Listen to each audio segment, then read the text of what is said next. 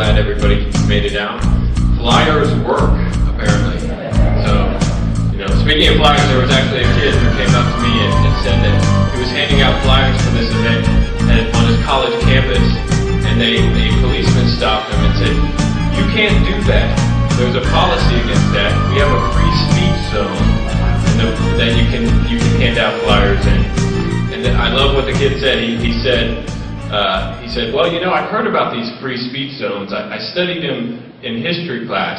I think they're called America."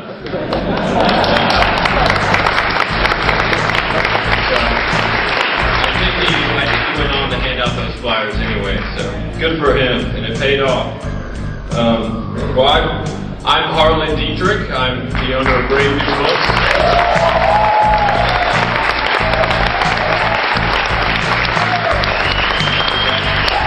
That little bookstore across the street that the FBI apparently wanted to blow up. So, if you don't know what I'm referring to, please just Google what I just said, and you'll find out all about it. Speaking of people that are on fire, that was a really bad segue, but I'm just gonna go over that and hope nobody noticed, but I guess they do now. But I wanted to introduce somebody who just got back from the Continental Congress. He really is on fire. I met this man early on when we opened up the bookstore. He was a young activist at his college campus at Texas State, and he really had a lot of energy, and it showed in what he did after he graduated. He basically went on to found several different organizations. One is called TAG, Texans for Accountable Government.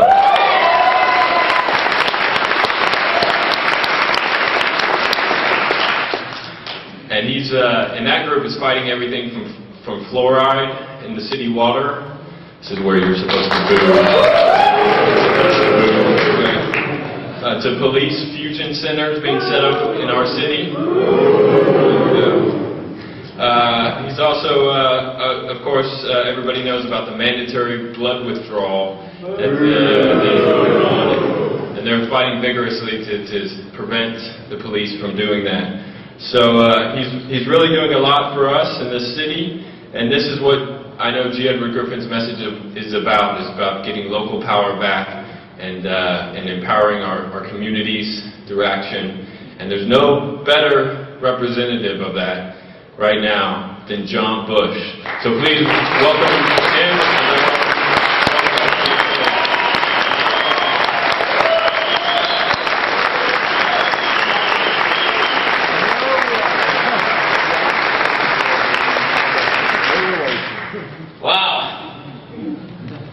Water real quick, Hopefully it's not fluoridated. But it probably is.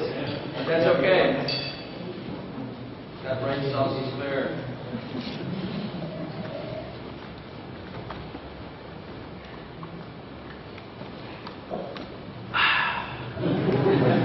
Okay, that was a great introduction. I appreciate it, and I want to give a great thanks to Harlan, Dietrich, and everything that the bookstore has done for this community.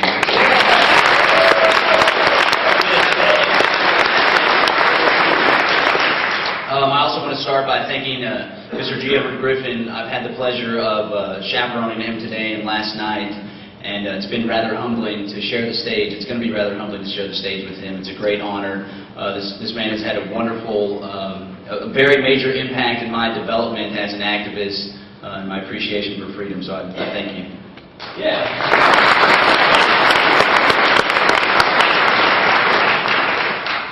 Okay, today I'm going to be talking about liberty, what it is and why it should be important to us.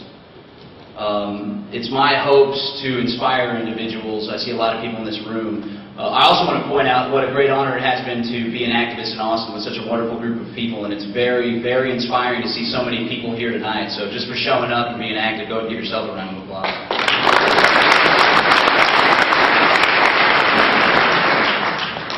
So I want to talk about how big liberty is and how important the times that we're facing in, and everybody should feel blessed to be alive right now.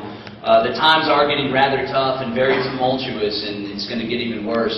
You can guarantee that. But I'm here to let you know you should be proud, you should feel lucky to be alive and involved at this point, because we really are reaching a turning point.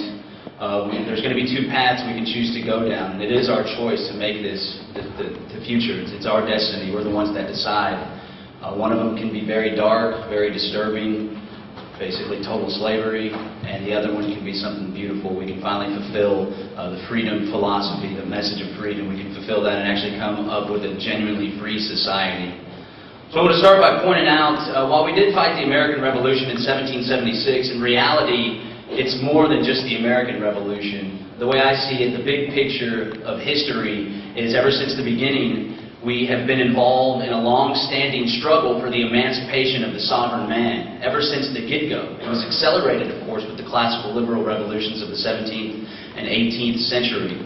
It's a beautiful thing, and again, we have a wonderful opportunity as Americans that we are taking part in that process. And I can guarantee you, ladies and gentlemen, the revolution never ended. Rather, it's only just begun. We're reaching another phase.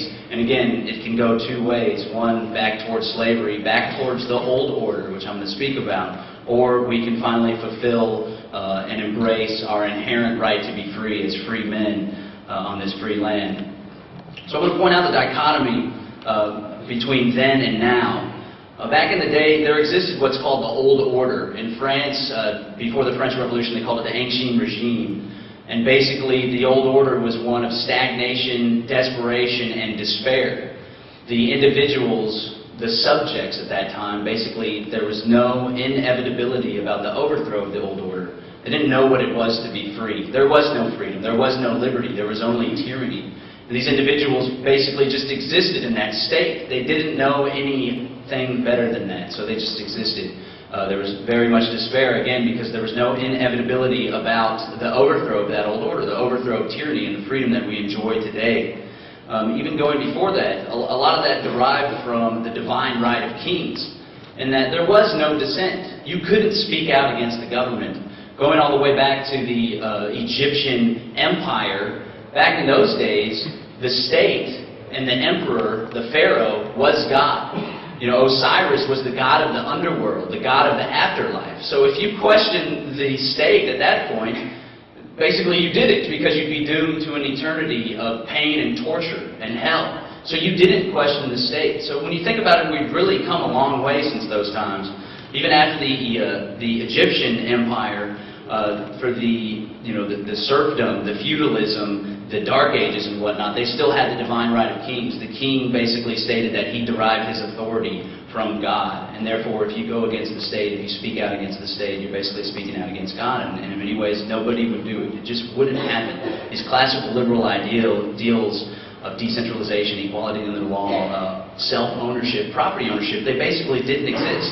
We had a feudalist society, a class where basically there was the small privileged class, the nobility, the monarchy, and then there was everybody else. And this nobility, this monarchy, was about 2% of the population. So again, we've really come a long way. I think it's worth noting that the original class structure, opposite of what Marx would say is the property owners and the owners of the industry and whatnot, and then the workers. Before that, it was actually the privileged class, those that are privileged by the state, and then everybody else. So it's interesting to see how that's kind of evolved away from that, and I think that's something that we need to focus on. Again, there's individuals in this world that are using the coercive power of the state to their own ends, and since the state is parasitic in nature, it exists only because it takes property from us, it inevitably will hurt each one of us. So again, we've come quite a long way, and one of those big steps was property ownership. Before, man couldn't own property. He was stuck in the system. He was stuck in the paradigm. But as the beauty of property ownership started to come about, it started with the Magna Carta, actually. People started to actually recognize that the king did not have the divine right that they claimed to. But again, this recognition of property rights was only delegated to the nobility and to the lords. So again, there's a whole 98% of the population that still basically existed in a system of slavery. So again, everybody's got to realize how far we've come since that point. That was the existence. That was the paradigm. And there was no inevitability about its overthrow. So we have come a very long way. Along with the other recognitions of natural rights, it's a slow, gradual process. Along with the Magna Carta, emerged the ideals of classical liberalism and the ideas of higher law, of natural law that existed outside of just the king says it so it is. And a lot of that started, of course, with the Greeks, with the Greek philosophers, with Aristotle, this idea of higher law. But unfortunately, it got stashed away during the Dark Ages and whatnot, and it later was refounded and came out again during the classical liberal days and the Enlightenment period. And one of the individuals that espoused this classical liberal philosophy so well and was able to disseminate it and get those ideas out there. So these people that lived their life as slaves began being exposed to this idea that, wait a second, I'm a man, I'm inherently free based on my free will, based on nature, based on God, whatever it be. They started to realize these ideas because a gentleman by the name of John Locke in 1690 put out the Second Treatise on Civil Government. And in this he wrote, "The natural liberty of man is to be free from any superior power on earth, and not to be under the will or legislative authority of man, but to have only the law of nature for his rule. The liberty of man in society is to be under no other legislative power but that established by consent in the Commonwealth, nor under the dominion of any will or restraint of any law, but that the legislative shall enact according to the trust put in it." This is where we get the idea of governments deriving their just powers from the consent of the governed. This is a very radical and revolutionary idea, and some may say John Locke originally intended it again to be the nobility and the elite at the time, but as those ideas start to get out there, the people start to grasp on and say, wait a second, it's not slavery, it's not such a good thing. So that went on, and those ideas started spreading and spreading and spreading to they reached a point where the people were ready to stand up and to fight for that freedom. And that's where we had the wonderful revolutions of the 17th and 18th century, starting with the English Civil War, moving on to the American Revolution and the French Revolution as well. And I think that was a major accelerating point in this grand picture, this grand struggle for the emancipation of free man was these classical liberal revolutions. And the one that we're most familiar with, of course, is the American Revolution. Now, what we got from that American Revolution was the Declaration of Independence, which is a very beautiful document. And again, that was some very radical and revolutionary stuff, the Declaration of Independence, just the very idea that government derives its just powers from the consent of the governed. Again, check the dichotomy, the difference. Whereas before, nobody even questioned, nobody even knew what it was to be free in the least bit. They basically just lived, eked out their life as slaves, not owning property, living in order to appease the king. And then all of a sudden we have this Declaration of Independence, and we put it to paper. You could bet your bottom dollar that our founding fathers struggled with it. They knew, many of them, except for maybe Sam Adams, they knew what it was that they were doing, and they saw how difficult it was.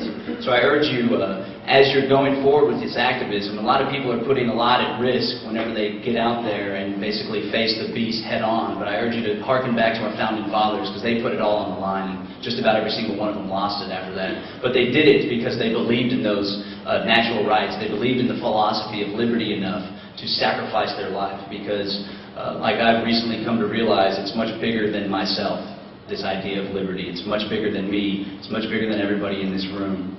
So on from the Declaration of Independence, which states, I might add, this is my favorite part of the Declaration of Independence, that whenever any form of government becomes destructive of these ends, the right to life, liberty, and the pursuit of happiness, it is the right of the people to alter or abolish it and to institute new government. Prudence indeed will dictate that government long established should not be changed for light and transient causes. And here's the key part, and here's what we have going on exactly right now. They're negotiating it here in Copenhagen. But when a long train of abuses and usurpations pursuing invariably the same object evinces a design to reduce them under absolute despotism, it is their right, it is their duty to throw off such government and to provide new guards for their future security.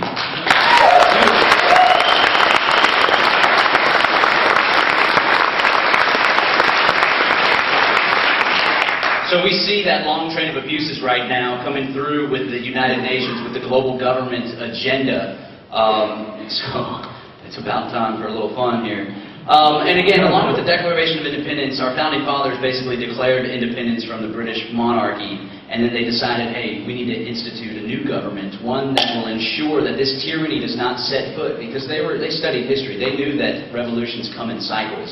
And while we may overthrow the tyranny now to replace it, what always happens, unfortunately, is when these individuals get in these positions of power, like Lord Acton said, power corrupts, and absolute power corrupts absolutely. So they wanted to set in these guards to where even if individuals had the reins of government, they still would not be able to use it for tyranny and in order to exploit the people for their own ends. So they basically gave us the United States Constitution, which had in it Article 1, Section 8, very few specified, enumerated powers that the government could actually involve itself in and engage itself in. And along with that, they came my two favorite parts of the United States Constitution, the 10th and 9th Amendment, which basically said any powers not delegated to the federal government are left to the people and to the states. There's some very beautiful things, and unfortunately it's kind of got tossed along the wayside, but we do see a resurgence of those 10th Amendment ideals, of that idea of decentralization. I'm going to get into that here in a little bit. Also with the Constitution we had the Supremacy Clause, which basically said anything that is repugnant to the Constitution is null and void. It's very, null and void. Now, it's a very crucial aspect of the question, and I'll get into it here in a little bit. But for the United States Constitution, obviously, it was Ben Franklin that said, "You have a republic if you can keep it." So what it comes down to for me is the question of who is the final arbiter when it comes to questions of constitutionality. Is the federal government allowed to regulate airwaves within our state? Is the federal government allowed to push you, to coerce you into buying health care? That's the question, the constitutional questions. Well, the states and the establishment would have us believe, thanks to Marbury v. Madison shortly after our country's founding, that the Supreme Court is the final arbiter of questions of constitutionality. I, for one, reject that entirely because I think it's counterintuitive to give the state itself the ability to check itself. Because as history has shown, they will never voluntarily give up any power whatsoever. It's like allowing the fourth grade class to grade their own tests. You know, some of them, you know, the evil ones, the corrupt ones, the little tyrants, the young little tyrants running around are going to take advantage of the system, and unfortunately we see that happening over and over and over. Harlan mentioned earlier we're involved in a battle against police blood withdrawals. Well, the Supreme Court says that it's okay. I don't care. They're wrong. We're also fought sobriety checkpoints recently. The Supreme Court says that's okay as long as you have guidelines. I don't care. They're wrong. When I answer the question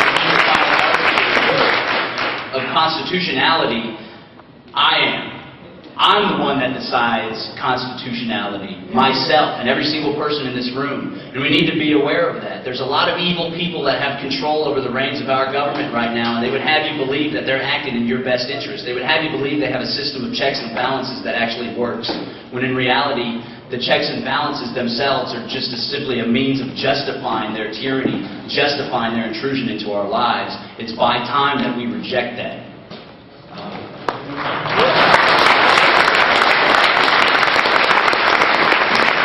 So I call on everybody to simply make a choice and choose to be free. It's up to us as individuals whether we're going to live under this control of the tyrants, whether we're going to live as slaves or we're going to live as free men. So I call on everybody to make that choice. Choose to be free.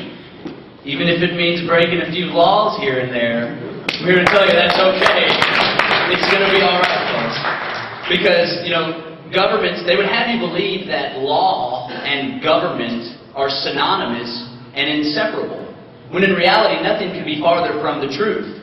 They would have you believe that because of law we have freedom, when in reality it's because of freedom that we have law.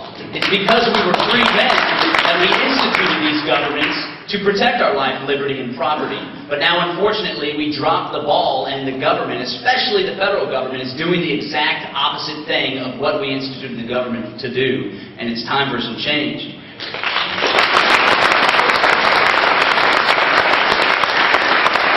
So while I'm big on electoral politics, I think that's a very important part, and we got a wonderful candidate running for governor, by the way, of Deborah Medina.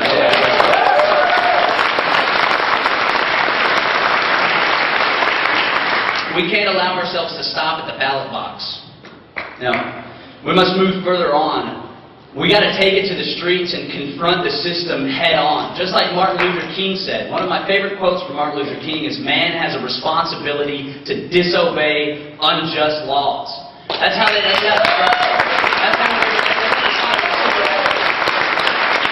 rather than going, and they tried. The old left, Murray Rothbard details the old left compared to the new left, the radicals of the 1960s that fought for civil rights and also fought against the Vietnam War. The old left, their status quo, their strategy was to go to the halls of Congress and say, hey, Mr. Congressman, we're human beings too. Can you respect that, please?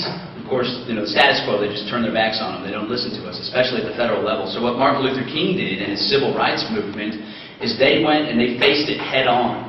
There was laws that said black men cannot drink from this water fountain.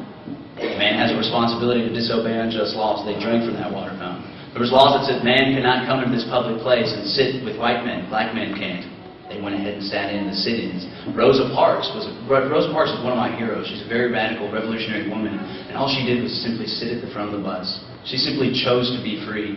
And what this did was it demonstrated, not only to the establishment, but more importantly to the people, the absurdity of the segregation laws. It illustrated the absurdity because these people were so dedicated to the cause that they would put their life on the line and they would simply choose to be free and walk out there and live life according to the inherent rights of freedom that they do have. And by God, it's time that we start bringing back that revolutionary fervor to our particular battle. So I'm a big fan of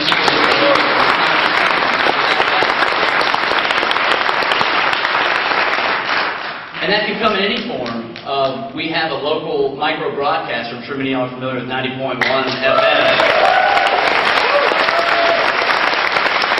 So the establishment, the federal government would have you believe that in order to get the truth out, in order to get the news out, in order to exercise your First Amendment rights, you would have to get permission from the federal government in the form of an FCC license. I'm here to tell you, ladies and gentlemen, that is not so.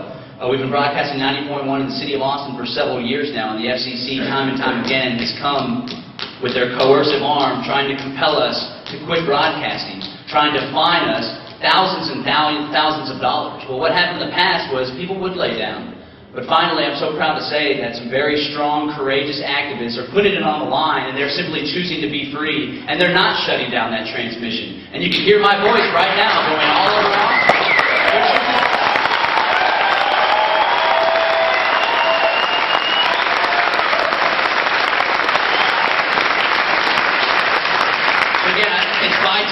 Make that choice, that we look inside ourselves and see that it's time for a little bit of personal sacrifice. They're putting it all on the line in order to get you that message. It's a very strong thing. We all owe them a major debt of gratitude. But more importantly, I'd like to see that as an inspiration for each and every one of us.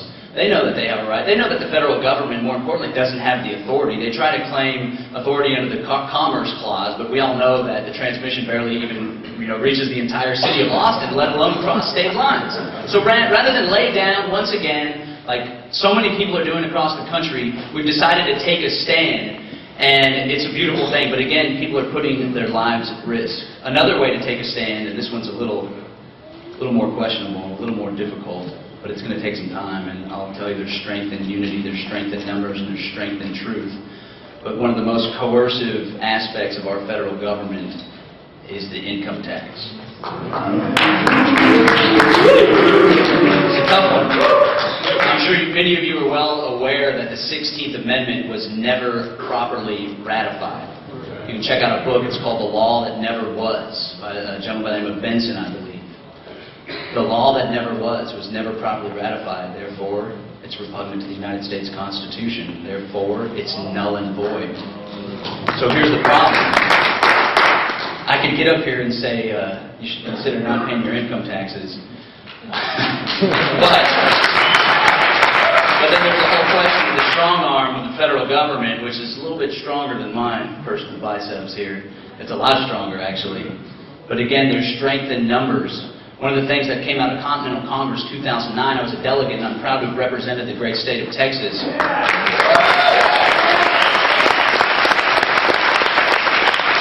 We came up with something called the Articles of Freedom. It's a 70-plus page document that basically outlines in detail the abuses and the usurpations of power by the federal government. And along with that, what it did, it came with a declaration. It came with a declaration that we the people, we are sovereign. And what we're doing is asking everybody in the country to sign on to this pledge. And basically what the pledge says is that whenever a goodly amount of Americans sign on and agree with our cause, we will withhold our funding from the federal government. So I know it sounds tough as an individual, but if we stand together as a movement and decide once we reach a certain point of critical mass that we can do this together, I think it'll definitely have a strong impact.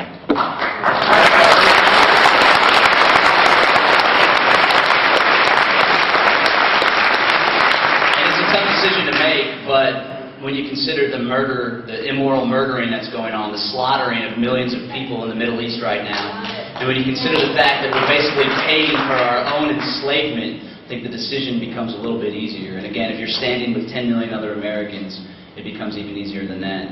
But the reason why it's not an easy decision to make right now, I'm sure there's nobody in this room that enjoys paying their income taxes and having their labor stolen from them at the point of a gun, which is what it really is because of the coercion of the government. It's because the government threatens us. The government terrorizes us into compelling, and we don't want to. So to me, it boils down to a question of competing coercion. You have the coercive state, and you have we the people. Before, when our founding fathers fought the revolution, it was muskets and cannons versus muskets and cannons. Whereas now, we have assault rifles and the occasional grenade launcher. Maybe there's a militia that has a navy or a couple planes. But the establishment, they have microwave weapons, they have predator drones, they have electromagnetic pulses, they have tasers. It was actually Mr. Griffin that pointed this out last time he was in Austin. When the question was brought up about, where is this all heading? He said they could park a van outside of this building right now, press a button, and emanate a microwave that would boil the liquid that's beneath your first layer of skin. All of us would instantly be incapacitated. So unfortunately, when it comes to the question of competing coercion, we are strongly outnumbered, and they have a much stronger coercive arm than we do. But there's hope. There is answers. Not only would I recommend that everybody get prepared and purchase a firearm and learn how to defend yourself, your property, and your family, most importantly, but I would also recommend that we as people, in order to better combat the federal government and the coercive arm of the state, that we start to get the government on our side as well. That we start to turn the tide and get the states on our side. So that way, whenever the competing coercion comes about, now it's not just John Bush and his ragtag militia Austin activists standing against the federal government. It's not just us saying no to the FCC that's coming to kick the door down, but we now have the state government on our side. And this is already beginning to happen at a very increasing rate all across the country. The tide is beginning to turn. The momentum is beginning to shift away from centralized authority and back towards decentralization. It's a beautiful thing. We see Montana and Tennessee passing the Firearms Freedom Act. Basically states that firearms manufactured entirely within that state are exempt from federal regulation. Who would have thought? I'm here to tell you that Representative Harlan introduced it in the state of Texas, and it's my intention, with y'all's help, to get that passed in 2011. So here's how the bills work. It basically says if the federal government comes to town and tries to use their coercive arm against you, then they're going to have the state itself defend the individual, defend that state citizen. So what about we're one of the concept, government protecting our rights? That's incredible. So there's a whole multitude of there's a FCC nullification, which I actually just drew up for Representative Charles Key in Oklahoma that's going to get introduced. Again, we intend to do it in the state of Texas as well in 2011. There's healthcare nullification that's starting to come about. So ladies and gentlemen, the tide is definitely turning. It's a very beautiful thing. It's a wonderful thing. And I beg each and every one of you to get involved this next legislative session. Last session, we had some pretty big victories. We had no idea what we're doing. We were basically just making it up as we go. But we managed to have some victories. So I imagine the establishment's going to be up against a pretty big brick wall come 2011. We're going to need your help with that. But not only do we need to get the state legislatures and the governor on our side and the coercive arm of our state to protect us from the intrusive federal government, but we also have Sheriff Richard Mack and the Sheriff Project, all the way down to decentralized council. It's a beautiful thing. I'm still waiting for Sheriff Hamilton's office to give me a call back. Fortunately, it's never easy to get in touch with your elected representatives, but I just recommend consistency. Maybe everybody in here on Monday could call too. That would help. Just bug the guys, tell them to they're our elected representatives, they work for us. But yeah, that's basically decentralization all the way down to the county level. And we all know that the sheriff is the constitutional authority in the county, so he has the ability to say, no, the FCC's not walking down here to Travis County. You can get the heck out, show me your authority, and I'll let you on in. But without it, me and my deputies here, and if we need be, we can call up the militia to defend ourselves. We're not going to let you in, so you can see your way back to D.C. That's what's going to need to happen.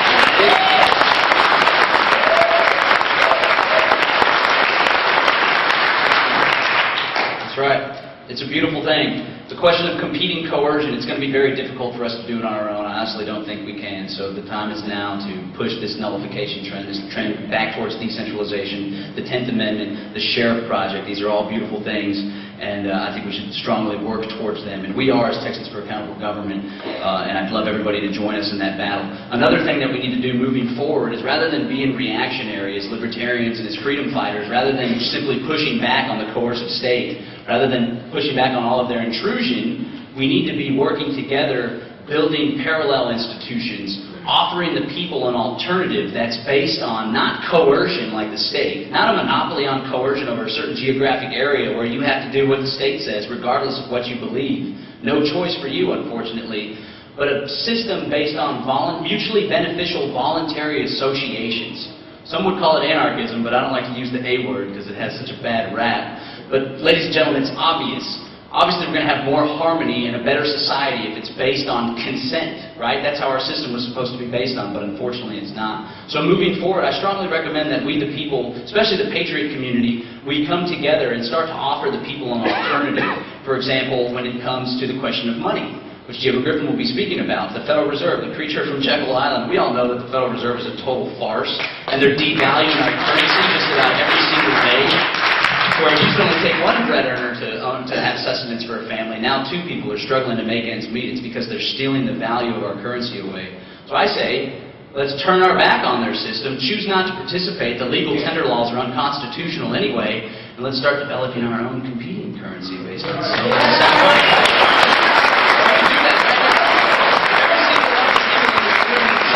to invest some of their money in silver coins and start trading amongst ourselves, maybe the bookstore can start accepting them, I think they might already, then we can have our own little patriot community. We can develop our own little counter-economy. That's what it's called, agorism, the market, counter-economies. I think this is something that we need to do in order to offer a better alternative. And it's going to work in 2 ways. Not only is it going to demonstrate to the establishment that we don't need to be dependent on them, but it's also going to demonstrate to the people, and more importantly, the left, the democratic socialists, the modern-day liberals, the neoliberals. In many ways, we seek the same ends. Peace, equality under the law, higher standard of living for the masses. I seek that. Some people don't, but I would like to see everybody propped up and have a better life. But unfortunately for us, they think that the state is the best way to bring about those ends. But obviously, because of the state of our economy and the war on poverty, they're sure ain't winning that one. The state definitely isn't the best way to do that. So what we can do is not only demonstrate to the establishment that we don't need them, but also demonstrate to the masses that there's a better way to bring about our goals and to work together to fulfill and to solve our common problems. So again, I strongly recommend people not only break unconstitutional laws and just disobey them like Martin Luther King would have us do, but also to work together as a community to develop these alternatives, these parallel institutions. And I think that would definitely help us in a long way towards reaching a genuinely free society and fulfilling the philosophy of liberty. Liberty works. Liberty does work. It works best. So to finish up, I just want to point out on a serious note the propensity of the times in which we are living. And again, how important it is that each and every one of you participate in this battle and participate in this struggle. Because again, we've reached a point where there's a crossroads. Murray Rothbard used to speak about the inevitability of a free society coming about, the inevitability of liberty. And why he said that was because before, again, there was no inevitability of the old order and tyranny's overthrow. But once human beings got a taste for what it is to be free, he said they would never give it up. They would never voluntarily give it up. And eventually, we would reach this point where we do have a genuinely free society. He wrote that back in like 1972, I believe. Well, unfortunately, since 1972, fortunately for most instances, but unfortunately for liberty, technology has rapidly increased at a very, very, very alarming rate. And while that has brought, a higher standard of living for a lot of people, and it's made our lives a little more easier and manageable, unfortunately, those that would seek to do harm to us and those that would seek to set up their own personal tyrannies for their own ends, they have a hold of this technology as well. And as I said before, they have microwave weapons. They have fusion centers, which is something we're also battling. Check out OperationDefuse.com if you want to see an endeavor that we're going to be joining on, embarking on. They have the universal health care program. They want to track every single disease. They want to get the blood of every single one of our children. They already are doing that. And they're not doing it for good reasons, ladies and gentlemen. They're not doing it to keep us alive, I can guarantee you that. That's right, Codex Alimentarius, Agenda 21. Many of y'all are well aware that the establishment, the elite that currently holds the power centers of our society right now, they want to eliminate a large portion of the population. And that's a fact. There's no conspiracy theory in that. I know this audience is probably well aware of that. So we've reached a turning point where it's basically freedom's last stand. If we don't step it up, if we don't rededicate ourselves, if we don't realize that this battle is much bigger than John Bush, it's much bigger than G. Edward Griffin, it's much bigger than each and every one of us in this room, this battle is. If we don't realize that and maybe start making a little personal sacrifice if need be, then there could be no more liberty, ever. We could reach a point where they have a technocratic dictatorship. They've disarmed the people, and there's no hope for any other rebellion or any other popular revolt. We're on the precipice of that right now, ladies and gentlemen. But I do have hope, and that hope is demonstrated by the amount of people that are in this room right here. The amount of people that would take time out of their day to come listen to myself speak, listen to G. Edward Griffin speak, and espouse the views of liberty. The tide is beginning to turn. You have the Tea Parties. Millions of people are taking to the streets. The sovereignty movement started to take on. Sheriff Mack's ideas are beginning to take foot. Unfortunately for the Obama administration and the elite in general, they're pressing their luck. They're pushing a little bit too hard, and they're starting to get the masses angry. So I do have hope, ladies and gentlemen, but it's not going to happen unless each and every one of us, again, each and every person in this room, think about it.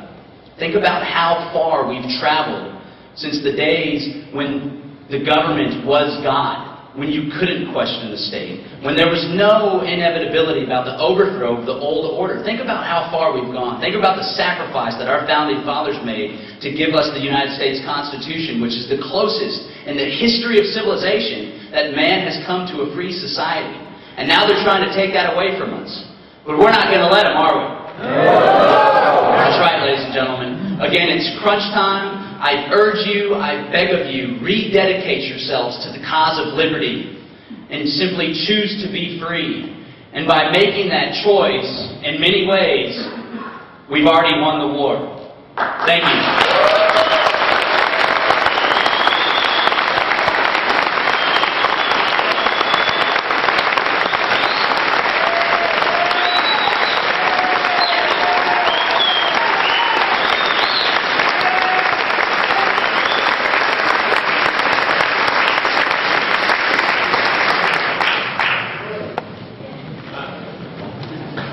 Look at him. He's a star. The next mayor of Austin, the governor of Texas, the president of the United States, John Bush. I just want to mention a few things now. I want to mention that after, we're having a lot of fun here, and this is great, but afterwards we have a book signing at the bookstore just 2 blocks east of here. You literally will go downstairs and walk out the front door and see the front door of the bookstore. Or west, sorry, just west. I've been describing east all day for everybody calling me for this place, but now I have to reverse that. So west, I always think of all the sort of conferences that go on here and the speeches given here. We have a pharmaceutical industry convention going on here when we're not here. And I always think it's funny that they walk out those doors and they see my bookstore. So it's pretty good. But I want to mention also all the people that helped get the word out about this, and that's We Are Change Austin for one. That's a great group. They meet at the bookstore at 11:30 every Saturday, so please join them. The Deborah Medina campaign, they're doing great work, and we all need to support them. Get out and vote for Deborah Medina, March 4th. And Lastly, I'd like to thank the University of Texas. You know, check this place out. I think we've arrived, Patriot Movement. They've been very accommodating, very lovely people, and they couldn't be nicer. So, but what you've been waiting for, you know, not listening to the boring bookstore owner, but actually listening to the very exciting book writer, Mr. Griffin. I just wanted to say, look, I graduated from this university, so this is literally me coming home in some way. And I graduated with a degree in history and American studies. And on the first day of every history class, you have a discussion on a term. It's called cui bono. It's Latin for who benefits. And that seems reasonable, right? That seems instinctual. That's how we should construct history. That's how we should look at history. Who benefits? But every first day of class ends, and you have a long semester where you ignore that term, and you don't look at who benefits.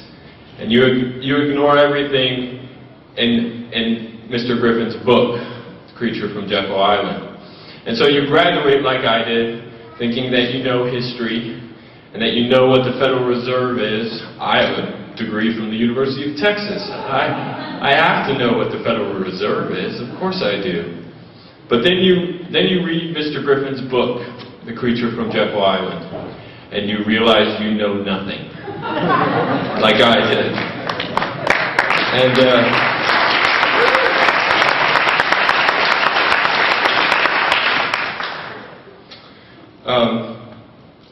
so, you know, G. Edward Griffin had a profound effect on me. He gave me an education for $25 that I didn't get with a $30,000 degree. So I'm tempted to ask UT for my money back. I guess giving us this place to hold this is a start, so we'll take it on a layaway. I just wanted to express my thanks to Mr. Griffin for writing that book, and I think everybody needs to read that book. If you're studying history, if you're not really into history, it doesn't matter. It's a very rich lesson in civics and understanding where we came from and where we are in history. And I think everybody needs to understand it. It's a very, very important topic of how money works, where it comes from, who makes it, more importantly, and what that means for us. But I'll let him have a profound effect on you guys tonight. And afterwards, you can go purchase the book at Brave New Books if you feel so inclined.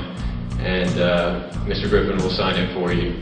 But without further ado, I'd like to introduce the legend, even though he doesn't like me to say that, the legend, Mr. G. Edward Griffin.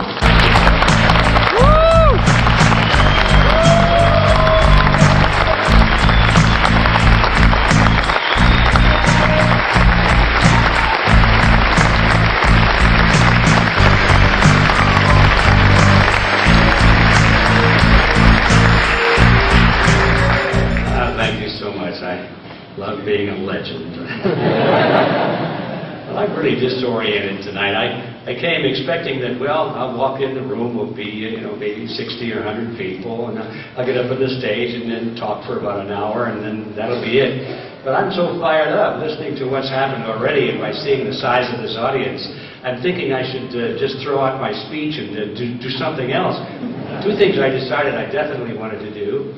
One is I wanted to move to this town. And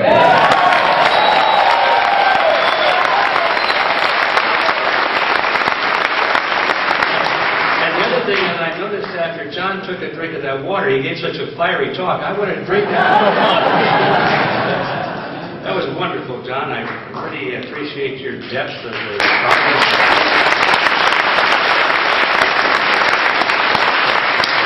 I came with my money hat on to talk about the Federal Reserve System and money, but I'm going to take it off just for a few minutes because of you, John. I'm going to put my ideology hat on and my Constitution hat, because you triggered a couple of thoughts that I thought were so important. You were talking about the Constitution and how wonderful it was and how many unusual concepts were put into it for the first time in history. This was quite a rare document. It was the first time in history that a revolution had been fought, and the victorious side declined to simply declare themselves to be the new monarchy. I mean, that's the old style, right? You overthrow the king because you didn't like the king, because he didn't do what you liked, and he wasn't fair to your group, and so forth. You overthrew the king, and then you became the king. And it didn't take long because of the adage that we know that power corrupts. So if you're the king, now you've got the power, you become corrupted. And if you don't, by the way, the guy that comes along after you surely is at will. So people have always focused on replacing people, replacing kings, monarchs, the bad guys, and they've never looked at the system. They always thought the system was okay, when in reality it has always been the system that was the problem and not the people. Because as long as the system has the ability to give human beings the power over other human beings, then that is going to corrupt human beings. It's as simple as that. And so our founding fathers came along and they got a hold of that concept, and they decided to change the system. Wow, what a thought. And so they wrote this thing we call the Constitution, which is, on one view, you can look at it and say it's a bunch of rules and regulations and directions of how to run a state. But if you really analyze it, it's a system of checks and balances, and as Jefferson called it, chains. You remember, after the Constitution had been written, Jefferson was engaged in correspondence with one of his friends, and his friend said, "Mr. Jefferson, now that we have this new system in place, how can we be sure that only just men are elected to office?" And those of you who remember this quote, remember Jefferson responded almost irately. He said, "Speak to me not of just men. Rather, let us bind men down with the chains of the Constitution." And in that simple statement, that political philosophy was the essence of our whole republic, to bind men down. He was saying, of course we're not going to have just men. Duh. Of course scoundrels are going to be attracted into bureaucratic positions, because as long as we give them the power to abuse other human beings under the protection of government, they're going to take advantage of that, of course. So we should not design a system that will ensure that only just men are elected to office. We must design a system that will assume that scoundrels will be elected to office, and design the system so that even the scoundrels cannot take away our liberty. It's as simple as that.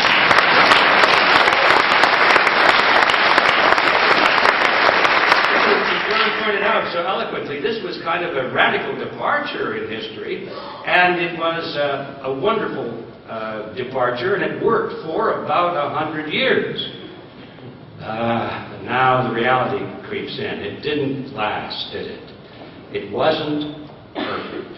If it had been perfect in some way, or in all ways, why, we would still have the chains of the Constitution. But now we know, with this experience, that well, actually, the process started almost from the very first administration, the Washington administration. There were pressures and opinions and movements within the newly formed government to begin to break those chains of the Constitution. And although it was very small in the beginning, with the passage of time, and especially with the passage of the generation that died off and forgot all of these concepts, had forgotten the spirit of the American Revolution, who'd forgotten the heavy weight of the rule from England, forgotten all of those things, with new generations coming up and new prosperity, all of these things faded into history, and people forgot to take a look at those chains, and one by one they were broken, one link by another. And so today we have practically no links left in the Constitution. And so it's our job, it's our privilege, it is our duty to repair the chain. And I think that if we look at it that way, it becomes a very exhilarating challenge for us, because we can look at the Constitution, which in my view was a beta model. In history, I think maybe 100 years from now or 200 years from now, people will look back and say the American Constitution was a magnificent beta model. Now, with the experience of our era and the energy and the brain power and the consciousness of people like us, we will now design the second model. And we will build upon that experience and make it even better. Instead of lasting 100 years, maybe it'll last 500 years. And then it will probably fail too, because we won't see everything. But then at the end of the 500 years, there'll be a new group of people who say, aha, the model number 2 was better than model number 1, but it had some problems with it, so now we'll build model number 3, and that'll last for 5,000 years. And this is how the revolution continues. And that was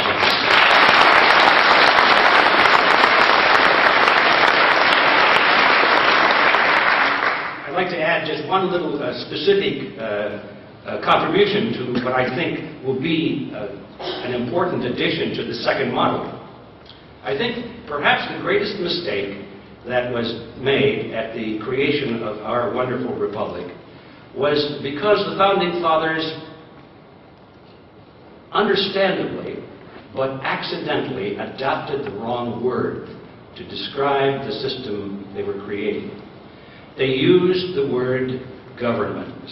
They said, what kind of government are we going to build here? And in the founding documents, you say it's government does this, government does that. Well, think about it. What is the proper function of government? By definition, it is to govern. Uh-oh.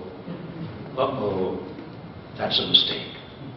The Founding Fathers used the word government because that was the word that was in use at the time. That's what they always had. The world had governments. People were always governed by the state. And so they just adopted the word because that was it.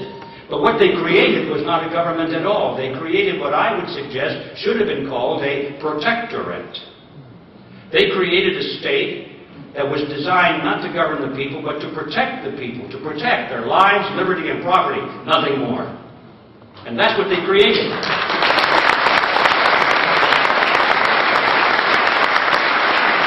I believe that if they had the foresight to have used the word protectorate in all of their writings, then all of the school children for generations thereafter would be talking about this thing called a protectorate. And the very use of the word would trigger off the definition of what is the proper function of the state. And you see what an assist that would be. So I suggest that when we all get together and do this second model, we're going to use a different word. Let's use the word protector.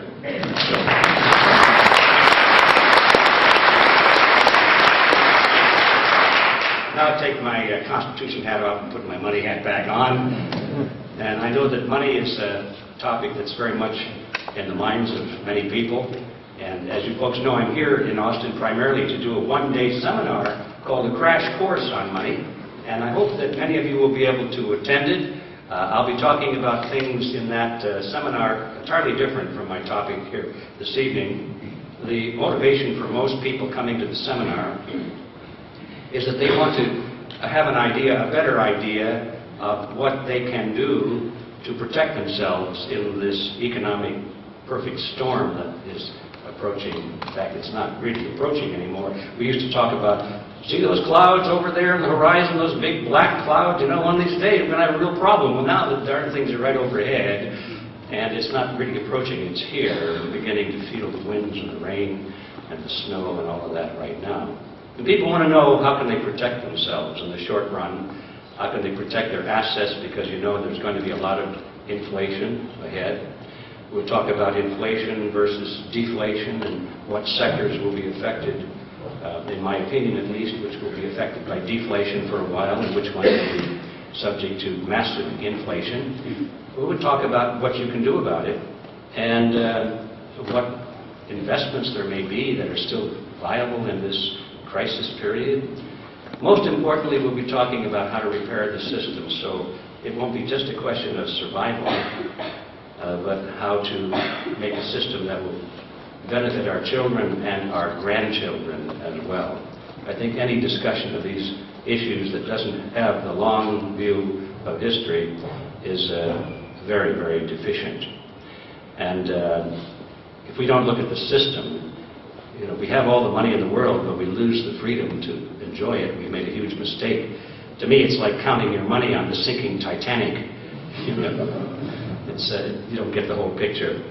But anyway, tonight, I realize that there are a lot of people who may not have been familiar with my work on the Federal Reserve System, And so what I'm going to do is take a condensation of my original talk that I've given so many times over the years on the Federal Reserve System called The Creature from Jekyll Island, and condense it down into a much smaller, manageable segment, and then follow it with a short overview of what I think the situation looks like today, what's happened since the book was published, and kind of a brief view of where I think we're headed. And then I think we'll probably be out of time. And you may remember that those of you who heard what I call my original recipe talk, generally it was called The Creature from Jekyll Island, just like the book. But in reality, it had a different title, that at least I intended it to be known as under a different title, which was An Appearance of the Fourth Kind. Somebody giggled or hummed on that, so you know where I'm going with this now. And that statement is based on a quotation taken from an obscure philosopher by the name of Epictetus, who lived in I think it was the 3rd century BC in an obscure kingdom called Phrygia. And he was a philosopher, and some of his writings survived and have been translated. And I ran across one of the most amazing quotations I've ever read attributed to Epictetus. And this is it. Epictetus said, "Appearances are of 4 kinds. Things either are as they appear to be, or they neither are nor appear to be, or they are but do not appear to be, or they are not, and yet appear to be." I know everybody's got that.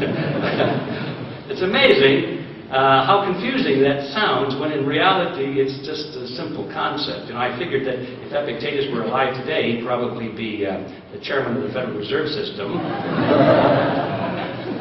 Or a Harvard professor of money theory or something like that. But what he said was pretty simple, but he made it confusing with his explanation. What he said was appearances are of 4 kinds. Things either are or they aren't. There's 2. And then regardless of which they are, they can appear to be the opposite. So there's 4. Why didn't he just say so? Well, because he was practicing for a career in banking. So anyway, the appearance of the 4th kind was, as you remember, it is those things which are not and yet appear to be. And that's the best explanation I could think of at the time for the Federal Reserve System. Because we all expect it to be a government agency. It's not. We expect it to be in the interest of the American people. It's not. All of these things that people think about the Federal Reserve System is a complete reversal of its reality. So that'll be half of my presentation today, but I must tell you that the most important part of this talk, I must not forget, it's the joke section. And I'm going to tell you 2 genie jokes. I like genie jokes.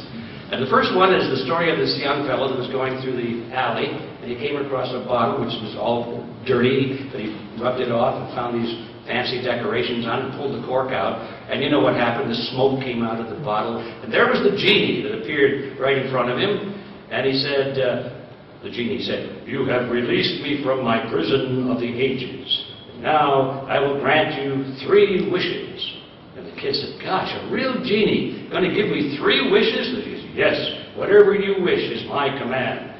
So the kid said, "Let's see, genie, I've always wanted a basketball. I want a basketball." The genie said, "The room." And there was this basketball in the kid's hands. The kid said, "Oh, this is wonderful, genie. I want a bicycle." "The room," said the genie. There was a brand new bicycle. The kid said, "Oh, this is wonderful. Genie, I'm thirsty. Make me a malted." "The room," he said. "You're a malted." Okay, the second one is even worse. A fellow walks into a bar, and he has an ostrich with him. They go up to the bar, and the ostrich right along with them. They both sit on bar stools. And the bartender, of course, is amazed. He's never seen an ostrich in his bar before. So he walked up to the fellow on the ostrich and said, "Well, what can I do for you? Would you like a drink?" And the guy said, "Yeah, I'd like a drink." He said, "I'd like a vodka martini, please." And the bartender started to leave, but the guy turned to the ostrich and he said, "Would you like something to drink? What would you like?" And to the bartender's amazement, the ostrich turned to the guy and spoke, and said, "Oh, whatever you like is fine with me. Whatever you do, I like it, so a vodka martini would be fine." Well, the bartender was really amazed at this. An ostrich and a talking ostrich at that. So he went and got the 2 vodka martinis. And a few minutes later, came back when the drinks were getting toward the bottom, and he said, "Would you like another?" And the fellow said, "No, 1 is enough. How much do I owe you?" And the bartender pulled out the receipt, and including the tax, it was $14.44. And he said, "That's the bill." Well, the guy reached in his pocket and pulled out all of the money he had, laid it out on the bar, and counted it out. It was $14.44, right to the penny. Amazing. And then they left. Well, the next day, the guy comes back with the same ostrich into the same bar, and the bartender said, "Well, would you like your vodka martini today?" He said, "No, today I'd like a different drink. I think I'll have a whiskey sour." He turned to the ostrich and said, "Would you like a drink?" The ostrich said, "Oh, yes, I would. I think a whiskey sour would be fine. You know, I like whatever you drink. Whatever you do is fine with me. I always like that." So they had a whiskey sour. The same thing. A little bit later, the bartender came back and said, "Would you like another?" "No," was the answer. "How much do I owe you?" The bartender looked at the tab and said, "Well, this one is $12.22, including tax." And so the fellow reached in his pocket, pulled out everything he had, laid it on the bar, and there it was, $12.22, right to the penny. Amazing again. Well, this went on every day for the whole week. Each day, the fellow, the ostrich, came in. Each day they had a different drink. Each day it was a different tab. And each day, no matter what it was, the fellow reached in his pocket, and he always had the exact right amount of money. So finally, at the end of the week, the bartender turned to the fellow and he said, "You know, I've got to ask you a question." He said, "I'm totally amazed by what I see here, a talking ostrich at my bar and all that, but the thing that really amazes me, how is it, no matter what the bill is, you reach in your pocket and you pull out everything you have, you spread it out, and you've got the exact amount of money to the penny? How do you do that?" The guy said, "Well, let me tell you a little story." He said, "I was walking through an alley one day, and I came across a bottle, and it was all dirty, and I wiped it off, and I saw these fancy decorations, pulled the cork out, and out came the smoke. And there was a genie, and the genie said, 'You have released me from my prison of the ages, and now I will grant you 2 wishes.'" Well, 2 this time is not as good as 3, but anyway, 2 is pretty good. And so the fellow says, "I get 2 wishes, no matter what I want." The genie says, "Yes, your wish is my command." So he said, "All right, genie, my first wish is, let's see, I think, yes, I know what it's going to be. I would like to be able to afford, no matter what it is I want in life, I want to be able to have enough money to buy it. Whether it's a drink or a trip around the world or a yacht, no matter what it is, I want to be able to afford it." And he said, the genie went, "Vroom, I grant you your wish." And he said to the bartender, "Ever since that day, no matter what I've ordered, no matter how expensive or inexpensive it is, I reach in my pocket, and it's a miracle. I always have the right amount of money." And he said, "The other wish I gave to the genie was this." He said, "Genie, I've always wanted a chick with long eyelashes and long legs who always agreed with everything I wanted to do."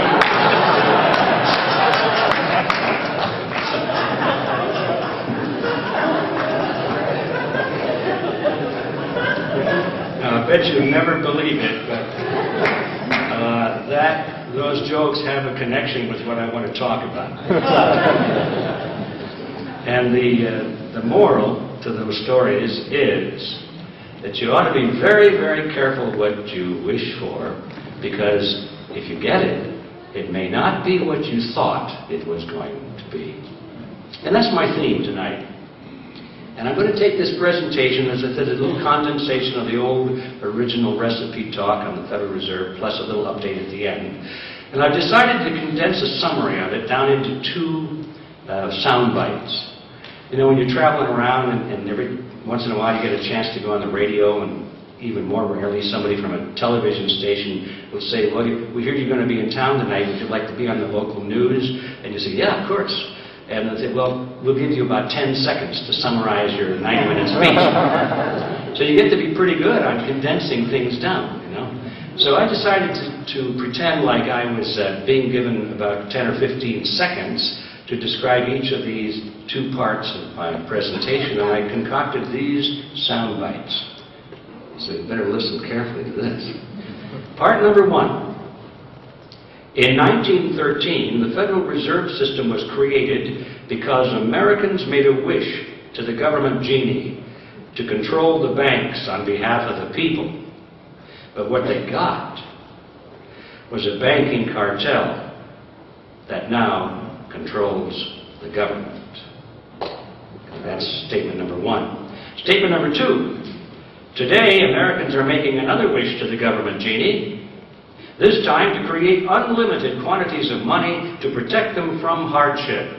But what they are getting is unlimited quantities of money being used to deprive them of their freedom. Now, I've just summarized it all, so we can all go home now. That's everything I want to say, and so the rest of the time will be spent primarily just filling in some of the details. So I think a good place to begin is take a look at the book titled The Creature from Jekyll Island. I know this is common ground for many of you, but I hope there are many here that don't know what that's all about. What's The Creature from Jekyll Island all about? And I must admit that I had some fun with that title, because it has kind of a mysterious sound to it. It sounds like Dr. Jekyll and Mr. Hyde, or it may sound like the creature from the Black Lagoon. And I thought if anybody saw the book in a window of a bookstore, they might get curious, thinking it was a sequel to Jurassic Park or something like that. But all kidding aside, the title really does have a great deal of significance, because Jekyll Island is a real island.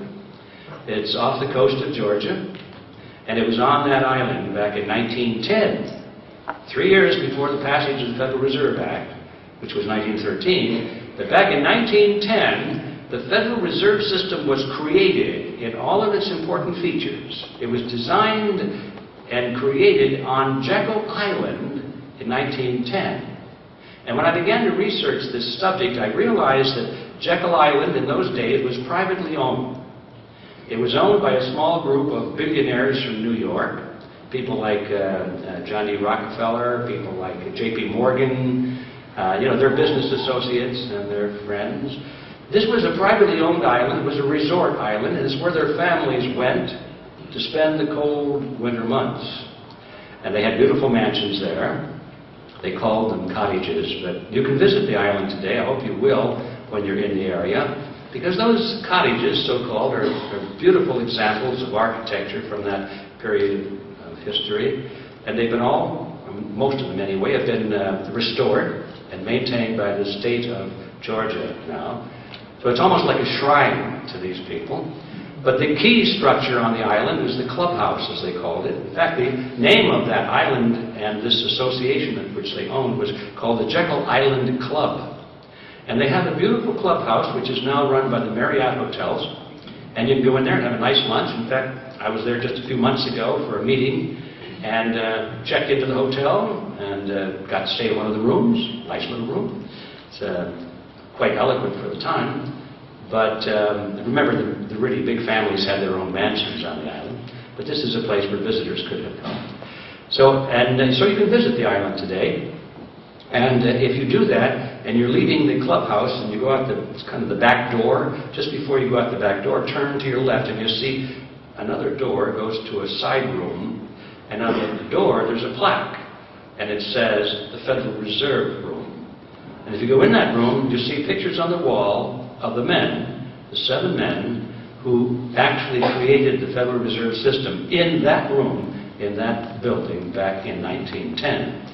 And I found it very curious to discover that the Federal Reserve System, which I was given the impression when I was in school was a government agency, I thought that should be created in Washington, D.C.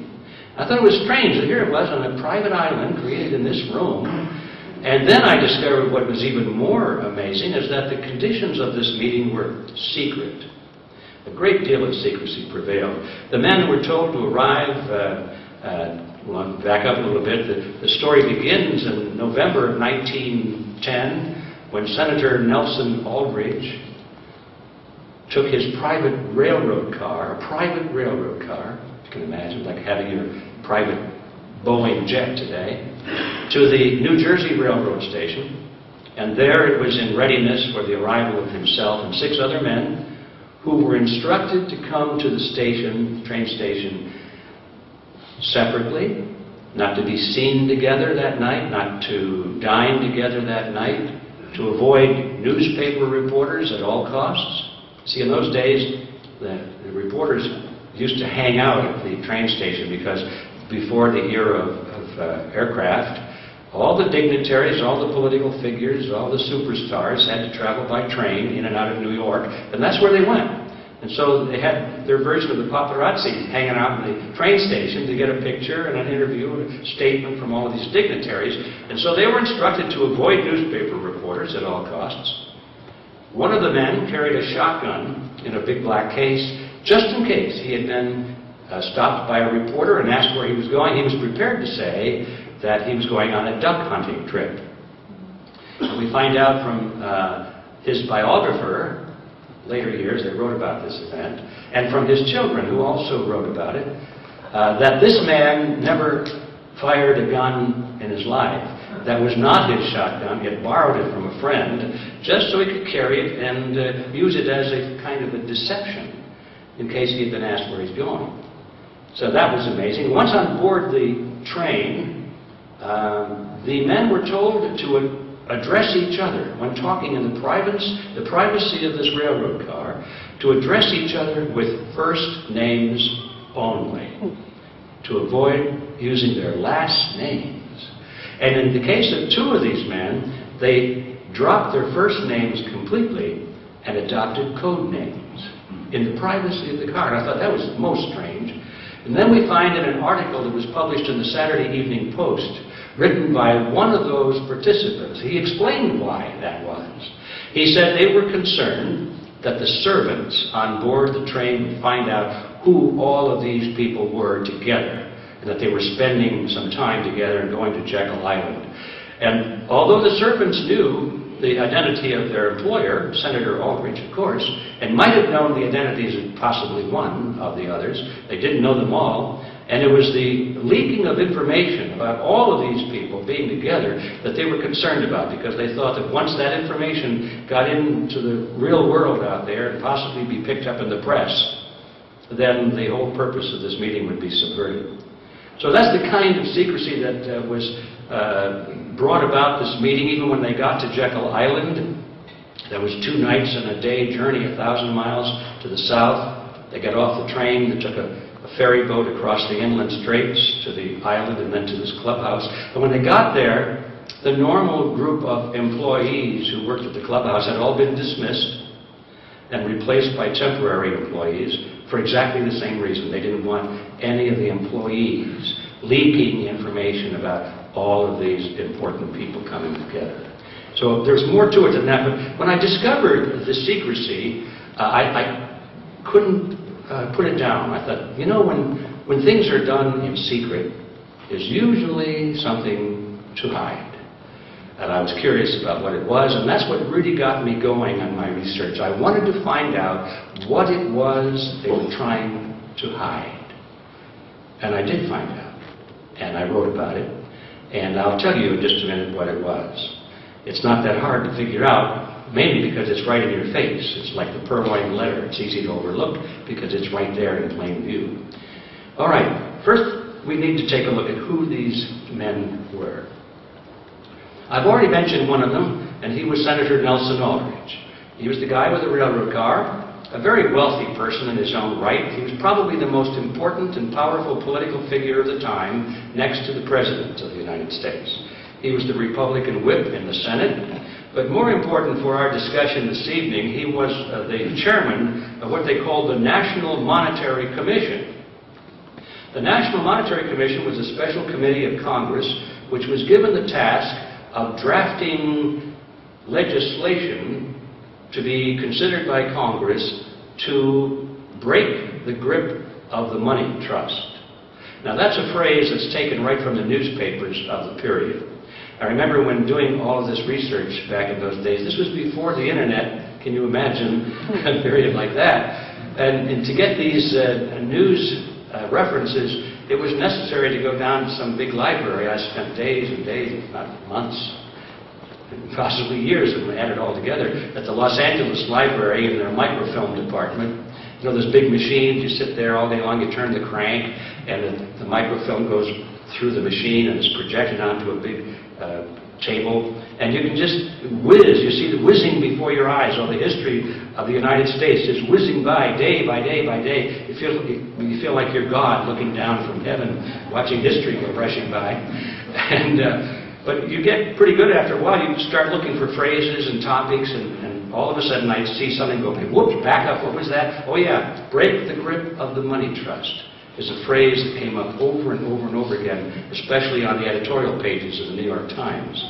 And it turns out that in that period, the American people were very concerned about the concentration of financial power into the hands of a small group of very powerful investment firms and banks in Wall Street. And they called that, in those days, the money trust. And so there was this populist demand to have some legislation that's going to take control of this financial industry and put it in the hands of Congress, so that Congress, which theoretically represented the will of the people, therefore the people indirectly could control the banking system, you see. So the idea was that you couldn't trust those big bad bankers, but you certainly could trust those nice, trustworthy politicians.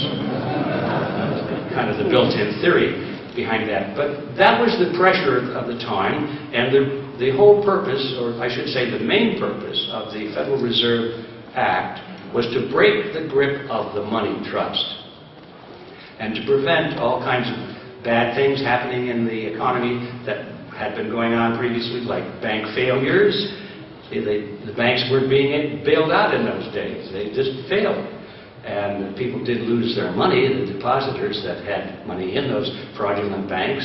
But the banks went out of business. They weren't propped up and left intact to do the same thing over and over and over and over again, you see. And so that was very disconcerting, that banks were going out of business because there were runs on the bank and people were discovering that the promises the banks had made about the deposits they held were lies. And so when depositors find out that their bank doesn't have all the money they deposited in the bank, they get very nervous about that. And so they line up outside and say, I want my money. And when the banks see that lineup, they say, uh-oh, we don't have enough money to pay all these people. We've spent it or loaned it or something. And so they declare a bank holiday. They close their doors. Well, that sort of thing was going on, and the American people said, well, we've got to have our Congress put a stop to this.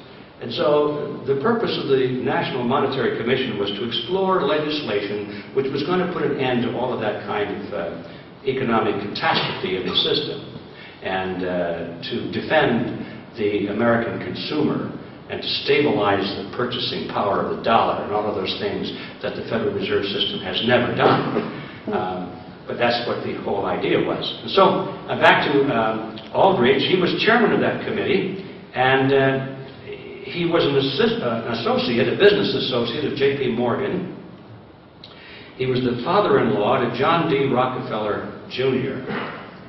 So it's sort of in the family, as you can see. Being the father-in-law to John D. Rockefeller, Jr., that means he was the grandfather of our former vice president. You may remember Nelson Rockefeller. If you remember his middle name, it was Aldrich, Nelson Aldrich Rockefeller. And so he was named after his famous grandfather. So with those connections, he was just the kind of a guy to break the grip of the money trust. The next person on board was Abraham Piatt Andrew. He was Assistant Secretary of the Treasury at that time. Doesn't tell you too much about him, because it makes him sound like he's a political appointee, which he was, but it makes him sound like he's a bureaucrat. Actually, he's a banker. He comes from a family of banking, and he has strong banking connections, which is the reason he had been appointed as the Assistant Secretary of the Treasury. The same thing that's going on today. If you notice, the Treasury secretaries all come from banking circles, so do the assistant secretaries and so forth. So although you get the feeling that they represent the political side of the picture, they don't. They're all bankers, no matter which side you look. And it certainly was true in those days. The third man on board was Frank Vanderlip. Now, he's the guy that was a prolific writer and wrote the article that appeared in the Saturday Evening Post, also wrote a book in later years. And he was president of the National City Bank of New York. which was the most powerful of all the banks at that time. And as such, he represented the financial interests of William Rockefeller and the international investment firm of Kuhn, Loeb and Company. Very powerful, very large investment firm. The next person on board was Henry Davison. He was senior partner of the J.P. Morgan Company. Next was Charles Norton, president of the First National Bank of New York, another one of the giants. Benjamin Strong was on board. He was the head of J.P. Morgan's Bankers Trust Company, and he later became the first actual acting head of the Federal Reserve System when it was formed 3 years later. And finally, there was Paul Warburg. Probably, at least in my view, he was probably the most important person there from a technical point of view, because he was born in Europe, came from a banking family there, was a naturalized American citizen, and he understood European banking very well. That was his origin, his family, business. And although he was an American citizen now, he was the only one that really understood the intricacies of what they call central banking as it developed in Europe and as it became exemplified in the Bank of England. He was really the technical expert, but he was a full partner in this country. He was a full partner in Kuhn, Loeb and Company. He represented the wealth of the Rothschild banking dynasty in England and France. He was the brother to Max Warburg, who was the head of the Warburg Banking Consortium in Germany and the Netherlands. And, of course, he was the real Daddy Warbucks. Those of you who are familiar with Little Orphan Annie, remember the cartoon caricature of Daddy Warbucks? That was modeled after Paul Warburg. Paul Warburg, Daddy Warbucks. And if you look at a photograph of Paul Warburg, you'll see the dead resemblance. It's a dead ringer for the caricature figure of Daddy Warbucks. And everybody at the time, I am told, knew that the caricature was of Paul Warburg. Now, those are the men that traveled on board that private railroad car and went to Jekyll Island and created the Federal Reserve System to break the grip of the money trust. Now, according to the estimates at the time, published in papers like the New York Times, these people represented, through the wealth that they held themselves directly, and also from the wealth they controlled indirectly through the investment firms which they represented here and in Europe, approximately 1/4 of the wealth of the entire world. Now, that's not my estimate. That comes from observers of the time writing about these men and the groups which they represented. Now, the question that should come to the mind of any healthy skeptic is, did it really happen that way? You might suspect that maybe I've distorted some of these facts just to make the story good. But unfortunately, it did happen exactly that way, if not even more so. And although if this were my original presentation, I would take some time to read to you somewhat lengthy quotations from the participants of this meeting themselves, who confirmed all of the details. I just have to ask you, if you have any skepticism about this at all, please take a little time and check out the references in The Creature from Jekyll Island. You'll see these quotations there, and you'll see the references, and you'll realize that they do come from the original sources themselves. These are not observers talking, these are participants. And in particular, you'll find Vanderlip talking about the elements of secrecy and why they had to keep this secret, and the fact that they were worried about the servants on board the train. And all of those things are spelled out by Vanderlip in great detail, almost word for word, in what I mentioned just a moment ago. But we come finally, and most importantly, to the question of why the secrecy. And by now, I think you probably have figured it out.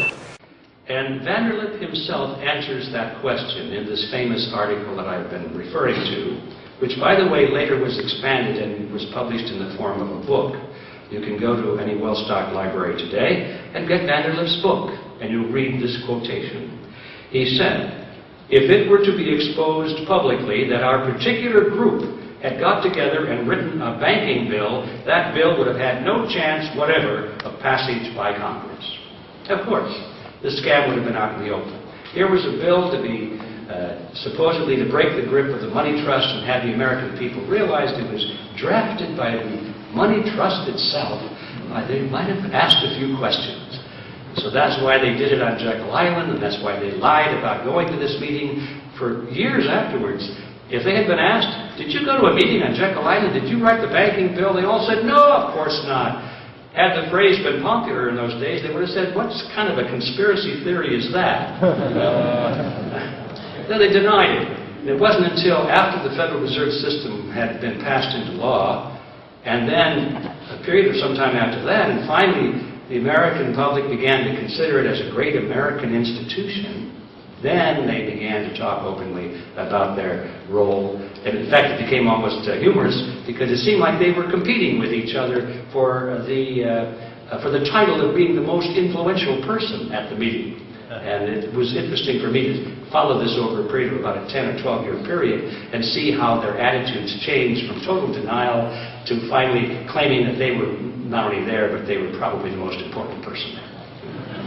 And so, as I said a moment ago, you can go to any well-stocked library and learn all of this, but you will not find it, I guarantee you, you will not find it in the textbooks of America. And you certainly will not find it mentioned in any form in the major media of this country. Now, something else can be learned by looking at that meeting on Jekyll Island. I think everything we need to know of importance today in understanding what is happening in Washington with all of these bailout programs and all these stimulus packages and the creation of unfathomable amounts of money, everything that we need to know about why that's happening and who's doing it can be understood better if we really just pause for a moment and study what happened on Jekyll Island, because that's the genesis of it. Everything was put in motion there. That's where the clock was wound up and the ticking started. And one of the things you will notice, and it took me quite a while, by the way, I was looking at this for quite a while during my research until finally it just dawned on me. My gosh, I said, look at these people. These names I just mentioned. They're all sitting around a table in Jekyll Island, and they're coming to an agreement of some kind. Doesn't that seem strange? Because here we are, the Rothschilds represented, the Rockefellers, Kuhn Loeb Company, J.P. Morgan, the Warburgs, European, American. And yes, it's very strange because, you see, these were competitors. Prior to this point in history, these are the giant financial firms that were fighting against each other for dominance in the world markets. Blood all over the battlefield in Paris and London and New York, and now they're sitting around like gentlemen and coming to an agreement of some kind. And finally the bells begin to go off, and you realize that this happened precisely at the time of American history that some historians refer to as the dawning of the cartel. And it is true.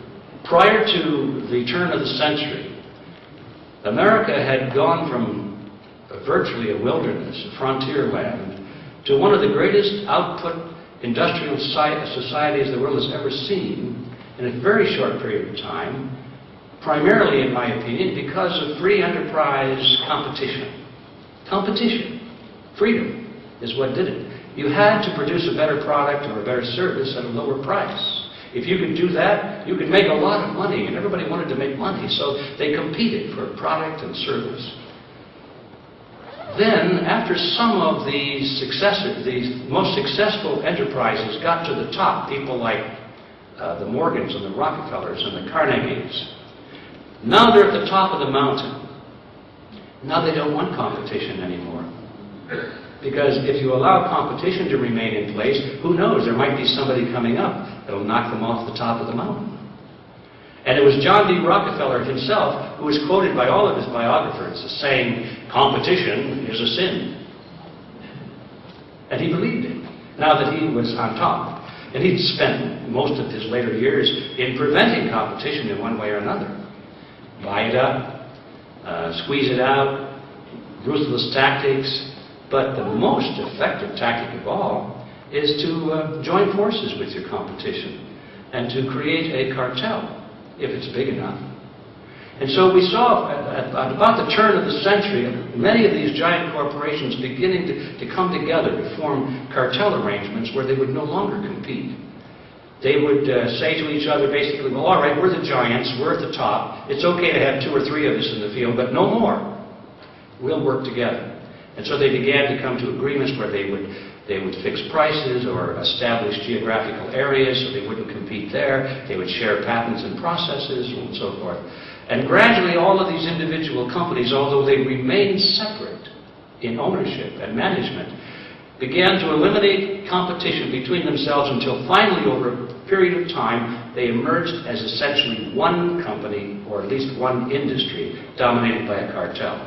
And there was no longer competition, which means that the consumer had to pay a higher price for the same product or service. This was going on everywhere, and lo and behold, it jumps right off of the history page when you look at that and you realize that the Federal Reserve System is a cartel. And that is what was created there.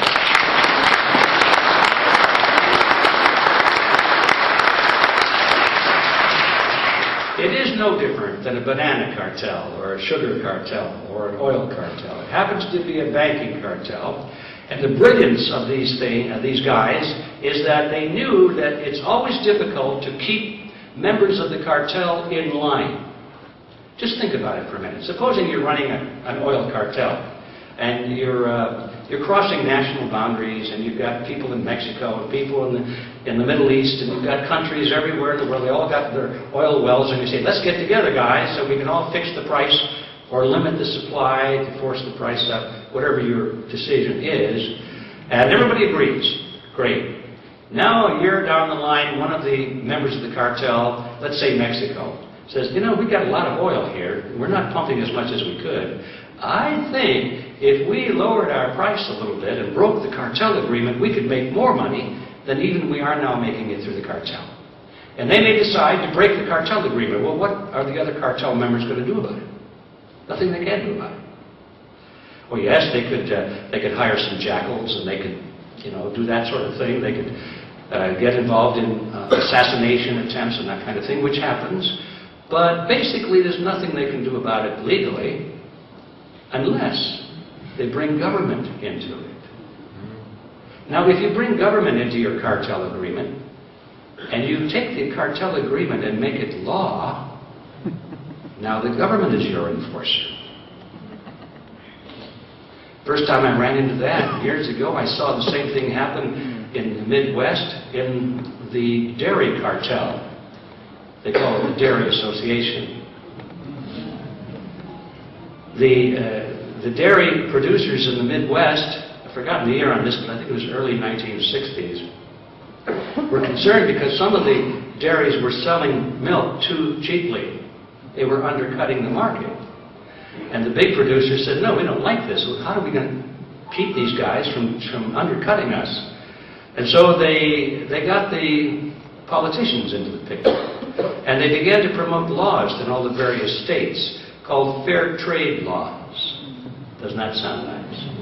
The object was to fix the price of milk, to make it illegal to charge any price for milk except what was decided by the group. That's a cartel agreement. You couldn't raise or lower your price. It was all fixed.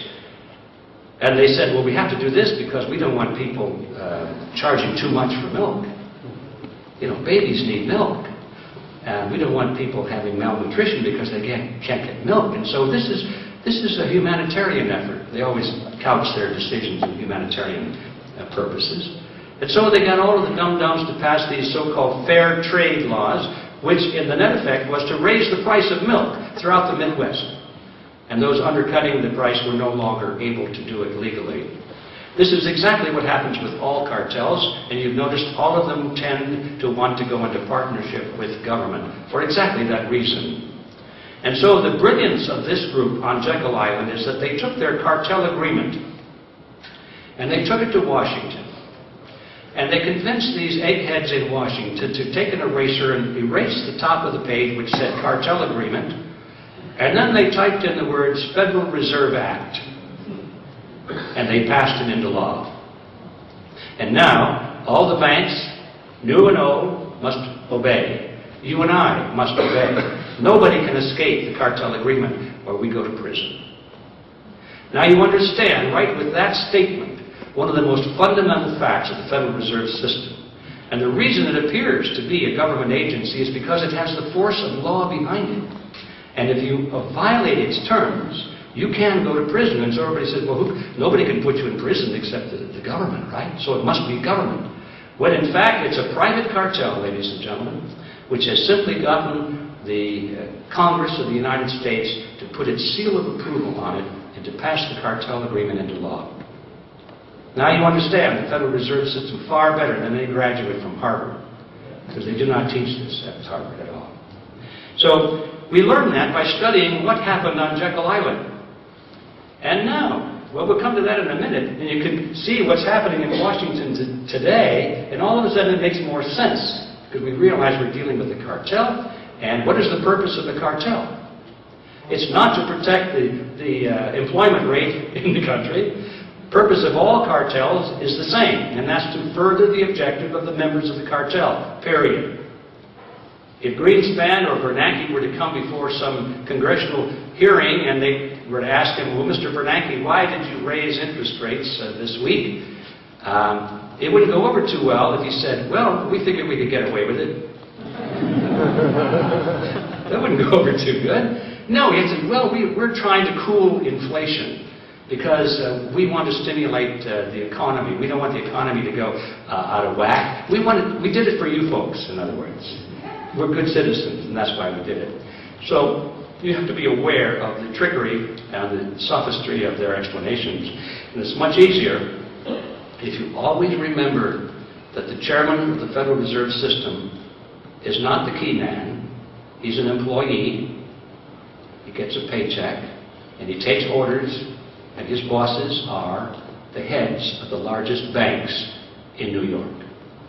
When Bernanke speaks, he speaks for the banks, period. And then once you understand that, then it all becomes a lot simpler to unravel. All right. The last thing I want to do is talk about the mandrake mechanism, because this is something that if you don't know about it, you need to know about it. I call it the mandrake mechanism because it's named after that comic book character of the 1940s that I used to read all the time, Mandrake the Magician. He was a guy that had this big black cape, and he could wave the cape, and all kinds of things would materialize out of nothing in his cape. That boom, it would be there. And then he could wave it over here and it would all disappear. So he could bring things into existence and out of existence magically. And I thought, this is how they do it at the Federal Reserve System. This is how they create money. And we're talking now about how money is created in the United States and now throughout most of the world. The mandrake mechanism. It starts with Congress. Remember, this is a partnership now. We have Congress involved, we have the politicians involved, and the bankers involved, each for their mutual benefit. So let's take a brief look at what is the benefit to each of these groups. And we'll start with the politician side, the Congress. The politicians need more money, always, than they're willing to take in taxes. Spending money gets them elected, but taxing their taxpayers and their voters gets them unelected. And so the trick for most politicians has always been, how do you provide benefits without increasing taxes? And the answer is very simple if you're a politician. You just borrow it. It's just sort of like with an individual breadwinner having to make the same decision. If you want to spend more than you earn, how do you do it? Well, you can, if you want to. You can borrow it and live pretty high for a little while. And then, of course, the day of reckoning arrives, and you lose a lot, maybe everything. But with Congress, the day of reckoning doesn't really arrive. Because these guys know, because they have the power of government behind them, they never have to repay that loan. It's not a genuine loan at all. It has the appearance of a loan. They promise to pay you back. But as we'll see in a moment, they have no intention of ever paying back these loans. Not one of those guys ever thought about paying back the loan. Here's how it works. They need another $1 million today for some welfare program or some vote-buying scheme, some medical program that they're working on. They need lots of money. And so they borrow money from the private sector. And they say, well, we'll borrow it for 1 year. And we'll pay it back a year from now, plus interest. So far, so good. But a year from now arrives. Now these guys in Congress still don't have enough money to pay their current bills, much less pay back the old loans they made a year ago, plus interest. So how do they handle that? Well, it's easy. They just borrow some more, this time enough to cover the old loan, plus interest, plus to cover the new spending projects that are underfunded. And so the phenomenon we see of the national debt going up each year is well known to everybody. These guys, as I say, have no intention of ever paying that back. They just keep borrowing more and more and more. But notice that through, I don't know if you've ever followed this, where does this money come from that the government is borrowing? We know that individuals will go and buy government bonds, right? We know that corporations buy government bonds. We know that investment funds buy government bonds. And we know that foreign countries buy government bonds, all because they figure it's a good investment that's going to be paid back, plus interest, no matter what. Because it's backed by what they call the full faith and credit of the United States government. And that makes everybody feel kind of warm inside.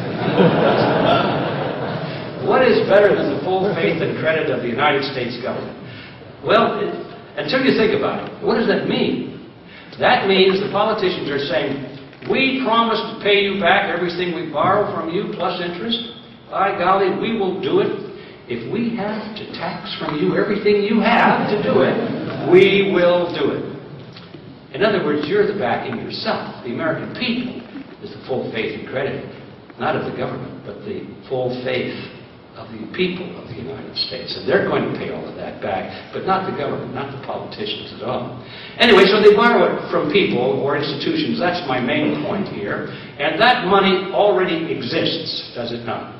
People have saved it, and they buy bonds with it. So consider that for a moment. This is money that's already out there, so where's this inflation come from? It doesn't come from that at all, because no new money is created. It's just being turned over as loans and interest and so on. But now, the truth of the matter is that they never can borrow enough in that fashion. There's always a shortfall. And it's the shortfall that gets interesting. When I started to do this research, the shortfall was about 7%. In other words, 7% of the money that the government needed back in 1994, 1993, when I was looking at the statistics, they could not borrow from the private sector at all. It wasn't there. They would have had to raise interest rates considerably to attract that additional 7%. They did not want to raise interest rates. And so what do? Well, they just walked down the street to the Federal Reserve System. Now, put a pause on that for a second. Today, I don't know what the shortfall is because I have not seen the statistics. They're not publishing the statistics. Can you imagine that? But my guess is that the shortfall today is running about 30 to 40%. And I'm thinking that the way things are currently going, that probably by this time next year it could be 50, 60, maybe 70% shortfall. So where does that shortfall come from? Back to our little scenario. Let's say that the Treasury official walks down the street to the Federal Reserve building. And he walks in there, and the president of the Federal Reserve branch says, good evening, sir, or good morning, sir, but won't you come in? We've been expecting you. They arrive there every day. They want money. He says, come into my office. So, now, mind you, this is all fictional. It doesn't really happen this way. These loans are made quickly with a phone call or maybe an email or some kind of a protected internet exchange, and it's all done with keystrokes on a computer today. But anyway, just to keep it clear in our minds, imagine that the Treasury official walks into the Federal Reserve building and said, sit down, sir, how much money do you want today? And the Treasury official would say, well, another $1 trillion today would be just about right. That is going till noon tomorrow. And so Federal Reserve's guy says, all right, no problem, sir. He opens up this big desk drawer, pulls out the big black checkbook, and he writes a check to the United States government for $1 trillion, signs it, hands it to the Treasury official, thank you very much. Out he goes. down the street, deposits the $1 trillion check into the bank account of the government, and now the government has $1 trillion. Didn't have to come from the private sector at all. It came from the Federal Reserve System. Now, the question is, where did that money come from? What account did the Federal Reserve have? Who put the money in there? And the amazing answer is that there is no account, there's no money, there's nothing. That money is just created out of thin air.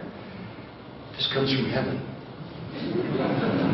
And, you know, if you and I were to do this, we would go to jail very fast. But they can do it because Congress wants them to do it. Think about that. The politicians really don't ever have to worry about what anything costs. They can vote trillions and trillions of dollars for health care, Social Security benefits, for stimulus packages. They can conduct wars, 97 wars all at once, whatever it costs. Do they care? Why should they care? Whatever the shortfall is, they can go to the Federal Reserve System and by agreement, this is a partnership, by a partnership agreement, the Fed will create that money out of thin air and give it to the government in the pretext of loaning it to them. But they didn't really loan it, they just created it for the government. It's the same mechanism that in the old days would be done by turning on the printing presses. Just printing the money. Well, there's too much of it now to work that way. People are used to checkbook money now and computer money, so hauling all of that paper money around would be very inconvenient. So it never sees the light of paper money. Less than 3% of all the money in circulation is in coin and currency. All the rest is digital. But it's money nevertheless. And so that's just created out of thin air. And it goes into the economy. And the politicians don't have to worry about it at all. So that's why they're in it. Now, let's take it to the next step. See why the banks are in it. Let's take $10,000. No, let's make it simpler. Let's take $1,000 of that huge amount of money that was created for the Fed and trace it. Let's say it's given to a fellow that delivers our mail. The postal worker gets a $1,000 check from the federal government, and now he's got it in his hand, nothing better than a government check. It's good money. So he takes it down the street to his bank, the private bank where his account is, and he makes a deposit into his checking account. Now that money is out of the Federal Reserve government side of the partnership and into the private banking side of the partnership as a deposit into the banking system. Here's what happens. If I were the president of that bank, I could stand up in front of the room there where all the people are lined up at the windows, and I could say, "Attention everybody, excuse me, I'm the president of the bank, and I want to tell you, we have some good news. This gentleman over here just deposited $1,000 into our venerable bank, and we now have money to loan." And that's good news because a lot of people are in the banks to borrow money, and they know that the more money that the banks have to loan, usually the lower the interest rate. So it's all good news. But perhaps this lady over here would say, "Did you say $1,000? Yeah. So, well, I guess you can't help me because I want to buy a used car to take the kids to school, and I need $9,000. I need to borrow $9,000. And I guess you can't help me, I'll go somewhere else." And if I were a really good bank president, I would say, "Excuse me, ma'am, don't worry about that. Just take a seat at my desk. I'll be with you in a minute." And if she would say, "But you said $1,000 and I want $9, you can't loan me $9 on the basis of $9 on the basis of $1, and I would say, "Do you want the money or not?" And the truth of the matter is that after you consider all the bells and whistles and all the complicated accounting and all the delaying actions, you get it all condensed down to one formula. The answer is yes, I can loan $9,000 to her on the basis of the $1,000 from him, and when I'm all done, I still got his $1,000 in the vault. That's called fractional reserve banking, and it's the way banks have been operated for hundreds of years. They don't have to have anything in the vault to loan you money. They just create it out of nothing in terms of a ratio. Fractional reserve meaning they only have to have a fraction of the amount that they loan. And the Federal Reserve System has had for many years a fractional formula. says that the banks can loan any amount of money provided they have 10% of that amount in reserve, in their vault or on their accounting records as a reserve of some kind. So as a bank president, all I have to do is take his $1,000 and put it under a column, a piece of paper, and I write at the top, says reserve. Okay, $1,000 reserve, that's good. Now let's see, I can loan $10,000 and still have 10% reserve. So I can now create the other $9,000 out of thin air. That's basically how it works when you boil all the mechanisms down to a simple formula. That means that for every $1 trillion created out of nothing for the federal government, by the time it gets into the private sector, into commercial banking, up to an additional $9 trillion can be created out of nothing and pushed into the economy in the form of private loans. And this is where the real action is in the American economy. It's not in what they loan to the federal government, but it's in what that triggers and makes possible to loan to private investors and corporate investors and institutions. So, you can see now how money comes into existence. It's not a bad deal. I often thought to myself, why didn't I think of that? So, notice though there's a difference here. When the money is created out of nothing for the federal government, they use that money for their own expenditures.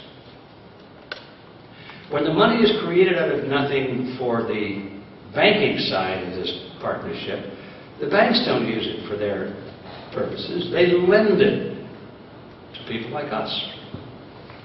And we pay interest on it. So why do they do this? Duh. Interest on nothing. Think about that.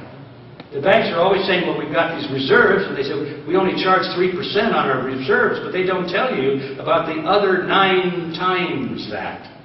Whatever interest rates the banks tell you they're collecting on their reserves, mentally multiply it by 8 or 9, and now you're looking at the true rate of return on what they actually got. Because they charge interest on the things that they don't have as well.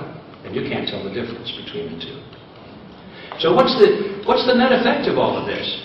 You know, you might say, jokingly, as I do, I said, why didn't I think of that? I think I should have been a banker. I should get my kids to go into banking and all of that sort of thing. But, you know, there's a consequence to this. When this money is created out of nothing, the money supply expands.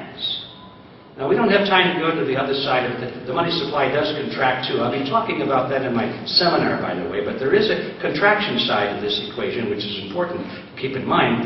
But the net effect, after the contraction is subtracted out of the expansion, you always historically have more expansion than contraction. So you have this expanding money supply. It's always been that way throughout history. Can you imagine why it shouldn't be? Here are people with the ability to create money out of nothing. You know what they're going to do? They're going to create money out of nothing. That's very profitable. And so that's what happens. The money supply expands and expands and expands, and that means that the purchasing power of each of those units goes down. So this phenomenon we call inflation, where it looks like prices are going up, not so. What's really happening is that the value of the dollar is going down. And if you have something of tangible value that it took human effort to produce, I don't care whether it is bottles of water or glass or gold or silver or rubber tires or a package of dried milk or whatever it is that takes human effort to produce, and you were able to track the value of that, its purchasing power would remain fairly constant over long periods of time if you used it as barter, because it's based on human effort. But in terms of dollars, the price seems to be going up and up and up because the value of the dollars goes down, down, and down. Today, we're in a situation where if we had lived in 1913 and we had 3 cents in 1913, what we could have bought with 3 cents now costs $1. That's how much inflation, or I should say destruction, of the purchasing power of the American dollar we've seen since 1913. So that's the net effect of this. And this is how the politicians intend to pay off the national debt. Not by taking it from you in direct taxes, not through your income taxes, but through your loss of purchasing power. The time will come in the lifetime of most people in this room, when the American dollar will be practically worthless. They'll either convert it into some kind of a new monetary unit, a new dollar, a devalued dollar, they'll give you one for every 3 or 5 of the old, or they'll convert it to a new system like an Amaro, which is a new currency they've been talking about, to be shared by Mexico, Canada, and the United States. Or it will be converted into a true international currency, which they're talking about right now at the G20 level, which who knows what it'll be called. That's for the sake of discussion, call it the you-know. But in any event, something will happen because the value of the American dollar will just go down, down, and down and become worthless. And as I say, one of the things we'll be talking about at the seminar is you better be aware of that, because if you don't get your assets out of dollars, if you have money in dollars, dollar-denominated investments like savings accounts or insurance policies or retirement funds or cash in the mattress or whatever it is, you're just like standing on the railroad tracks and the train is coming right for you. And you better get off those tracks or you're going to lose everything. Okay, that's the Mandrake mechanism. So what did we get? Let me wrap up part number 1 here. We got a corporation, Federal Reserve System, chartered by Congress, given the exclusive franchise to create the nation's money supply. Wow, what a brilliant stroke of genius that was.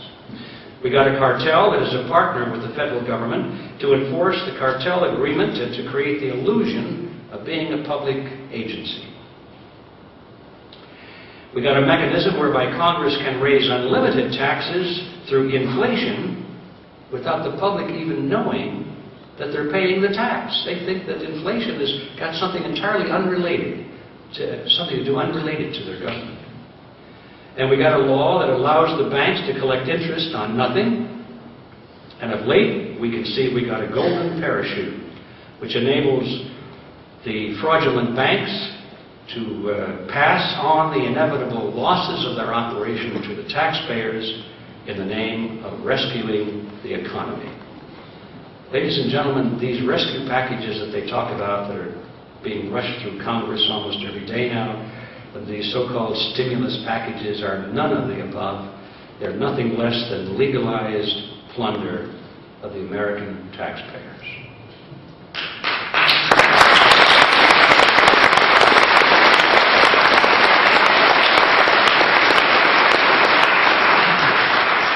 Well, I'm droning on here. We finally get to part 2, which won't be too long. Won't be as long as part 1. But to just repeat that soundbite, today Americans are making another wish to the government genie, this time to create unlimited quantities of money to protect them from hardship.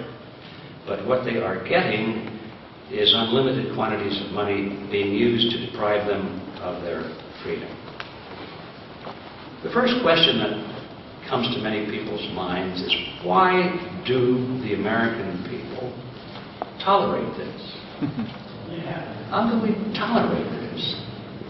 And the unpleasant fact is that many Americans think it's just wonderful.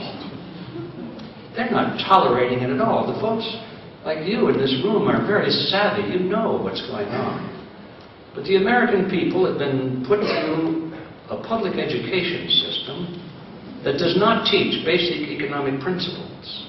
They do not know what's really going on. They're easy marks for these con artists. They think that government money is free. They really do. I saw a Donahue program some months ago when the debate just started. I think it was about government health care, you know? And the issue was, what should the government do? How far should the government go? How much should it pay? Who should get what? And all of these discussions. And some lady raised her hand, and Donahue went over and gave her the microphone, and she says, I don't understand why the government just doesn't pay for it all. They've got the money. Why don't they just pay for it and get off of our backs? And I swear, everybody in that auditorium cheered and applauded loudly at the statement. I mean, these people are dumber than dirt.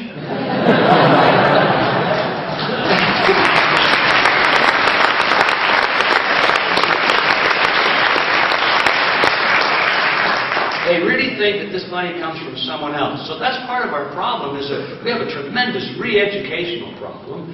Not even re-educational, because there's no re part of it. It's just a pure educational problem as to basic economics, which is one of the things that I'm hoping to do after we get through this crash course on money. I'd like to start something on the internet and form what we are planning to call the Freedom Academy, with an important division which will be half-jokingly called a high school course on money for those of us who missed it in high school. Basic fundamentals of what money is and how interest works and so forth. So people need to be educated. Others are desperate, of course. Many Americans are desperate, and they're not too particular about ethics when it comes to family survival. They're in a hole. Maybe they've been enticed into debt by predatory lending practices of the banks, and now they're desperate.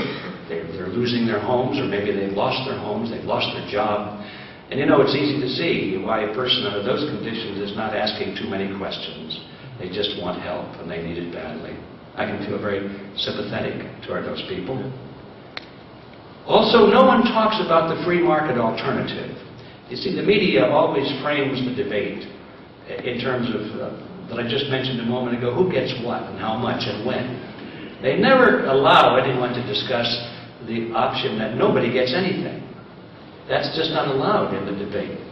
It's how much and who's going to control, and what government agency is going to have the power, and how is it going to be divided up, you know, and will it be transparent or not, and all these issues. Nobody's allowed to say, let the fraudulent banks fail, you know.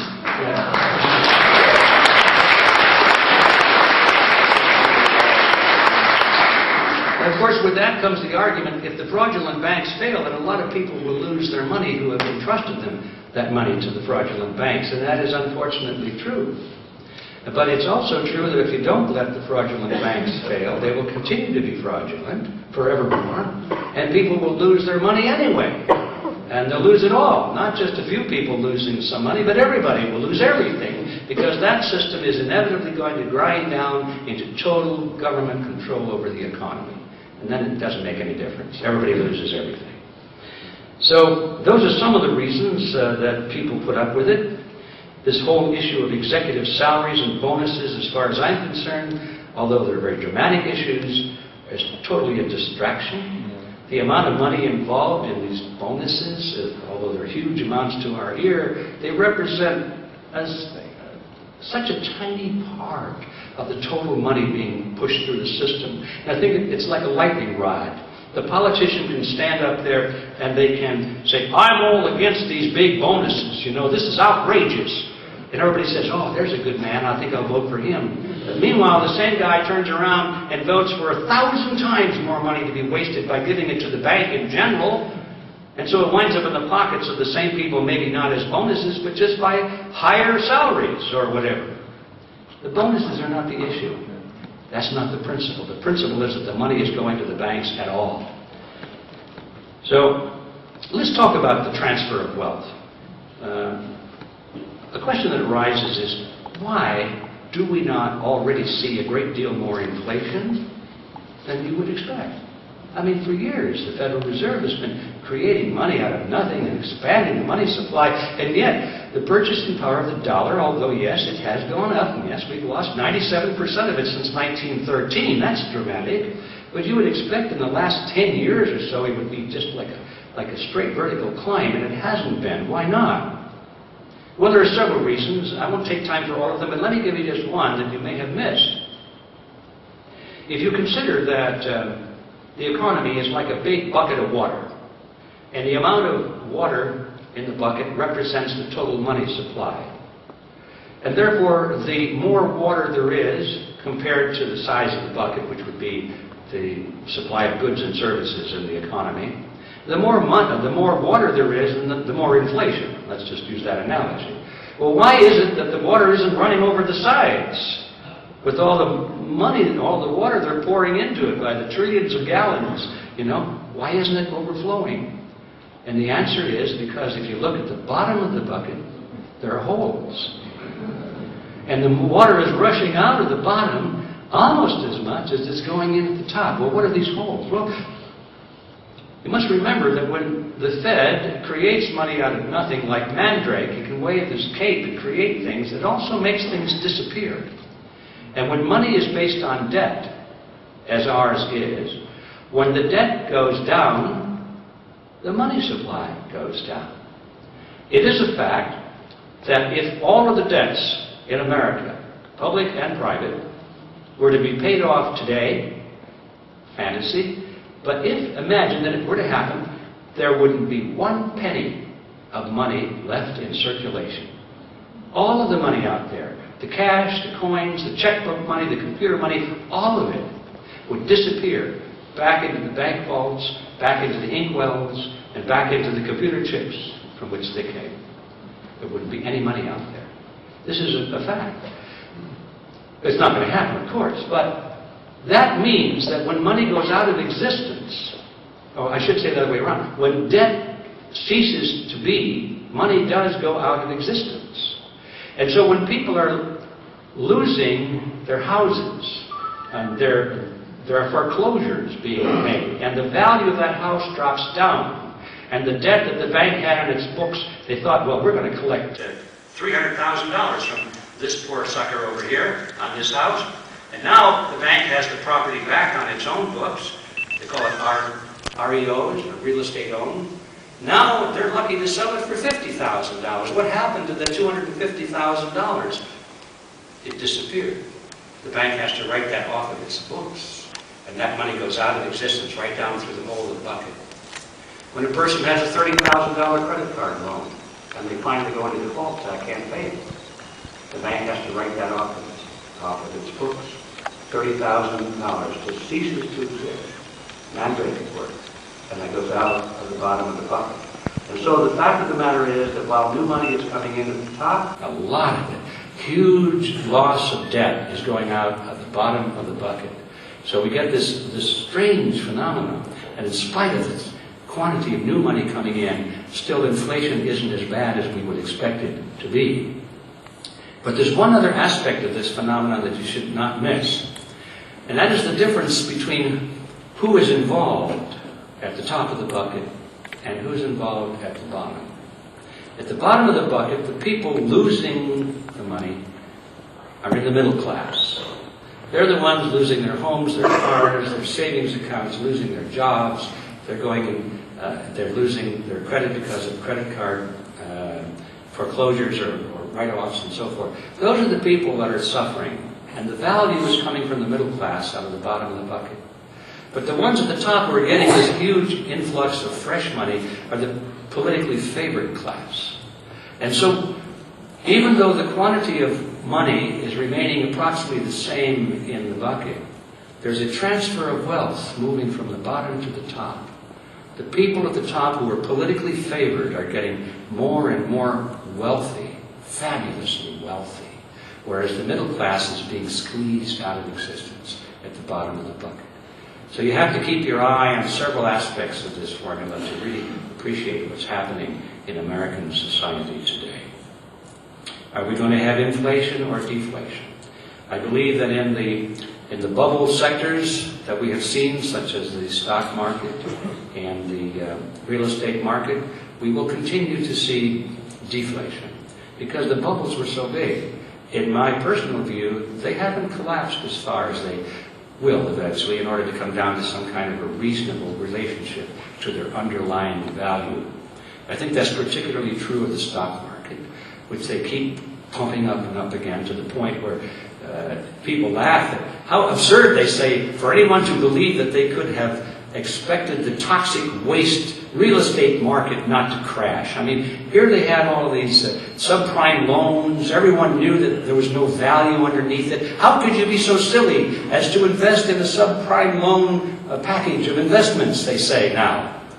The same people who were pushing it a few years ago are now saying, well, they were so wise that they didn't do it themselves. But the same thing could be said about the real estate market, the stock market today. Where's the underlying value in the stock markets? Look at the price-earnings ratios. Look at the dividends that the corporations are paying or not paying. Look at the loss in value of the assets. Look at the loss in sales. Look at the shrinking of the companies, the layoffs, and the abandonment of markets. And you tell me that there's value there to support an expanding stock market? It's exactly the same bubble that we saw with the subprime market, in my view. So I think that both of those, the real estate and the stock market, have quite a way to go before they find their true equilibrium. But almost everything else, where prices were based pretty much on human effort, I think we're going to see inflation, and a lot of it. Much of the money that has come into the top of the bucket that we talked about is still in the pipeline in a way. It's still in the balance sheets of the banks and the corporations. They're just now beginning to spend it, but they've been hanging on to it, you've noticed. So it hasn't, for the most part, reached the economy yet. Once it starts to reach the economy, then I think we're going to see a very rapid expansion of the money supply in circulation, and that's when we'll see the true effect of inflation.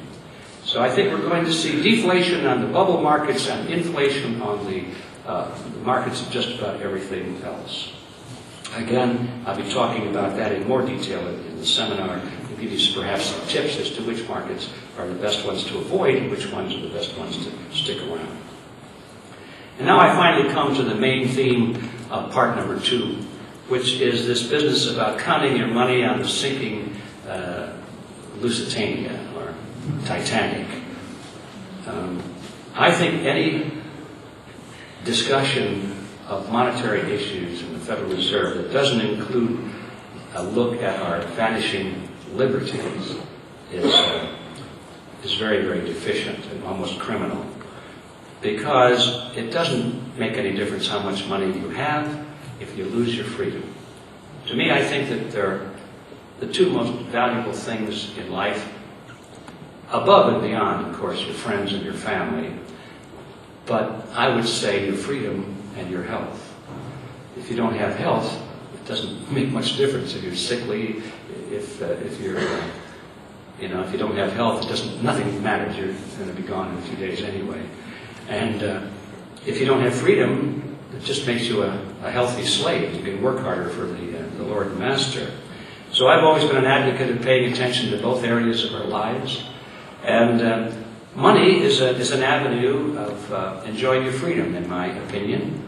Money's primary value is based on the assumption that you have the freedom to spend it in the way in which you wish. If you don't have freedom to spend it, you probably don't even have it in the first place. In every country in the world that has been taken over by totalitarian systems, especially of the collectivist model, where they like to preach about representing the people, We're doing this for the people, the greatest good of the greatest number. It's one of the tenets of collectivism, and you'll find it beneath all of the totalitarian systems of the modern world: communism, fascism, Nazism. They all are based on the assumption that they represent the people's interest. There's always some dictator who says, I represent the people and I can tell you what the people need, but don't forget it's always for the people. And so in those systems, whenever they come to power, anyone from the old order that had a lot of money are usually killed, because they know they'll never go along with the new system, and they're usually paraded before the people as enemies of the state. These are the big, greedy capitalists. These are the landholders. These are the managers who made your life so miserable. These are the people that caused the collapse of the system. And so anybody with a lot of money under those conditions may not be so happy to have a lot of money. The reason I'm saying this is not to be pessimistic or to sound frightening or anything, but it's to emphasize the importance of preserving the system of freedom. And I think that any effort to enhance our economic position and our security must be matched by a serious effort to restore the system of freedom in which we live. And that means, of course, we have to slay the creature, because the creature from Jekyll Island is the mechanism by which the totalitarian system that we now are facing is funded.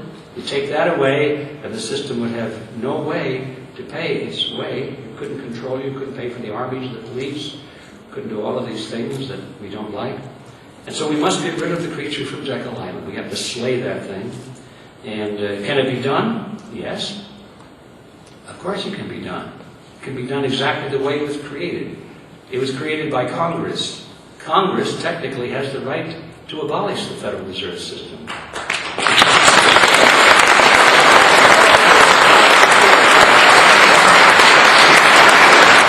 So it points us right in the direction we must recapture control of Congress.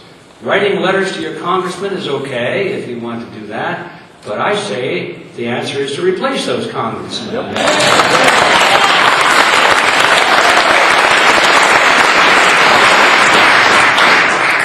So I just want to close now by inviting you all to come to the seminar Saturday if you want to hear some more views on this topic. But most of all, I want you to join with me. And together, let's take this creature from Jekyll Island, jam it back into the bottle, put the cork in it, bury it in cement, and take it to the deepest sea and throw it in. Thank you.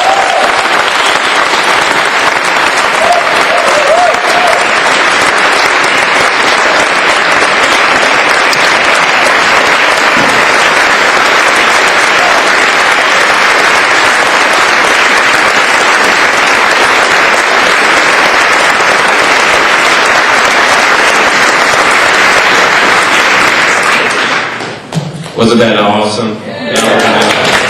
We're going to there is a mic in the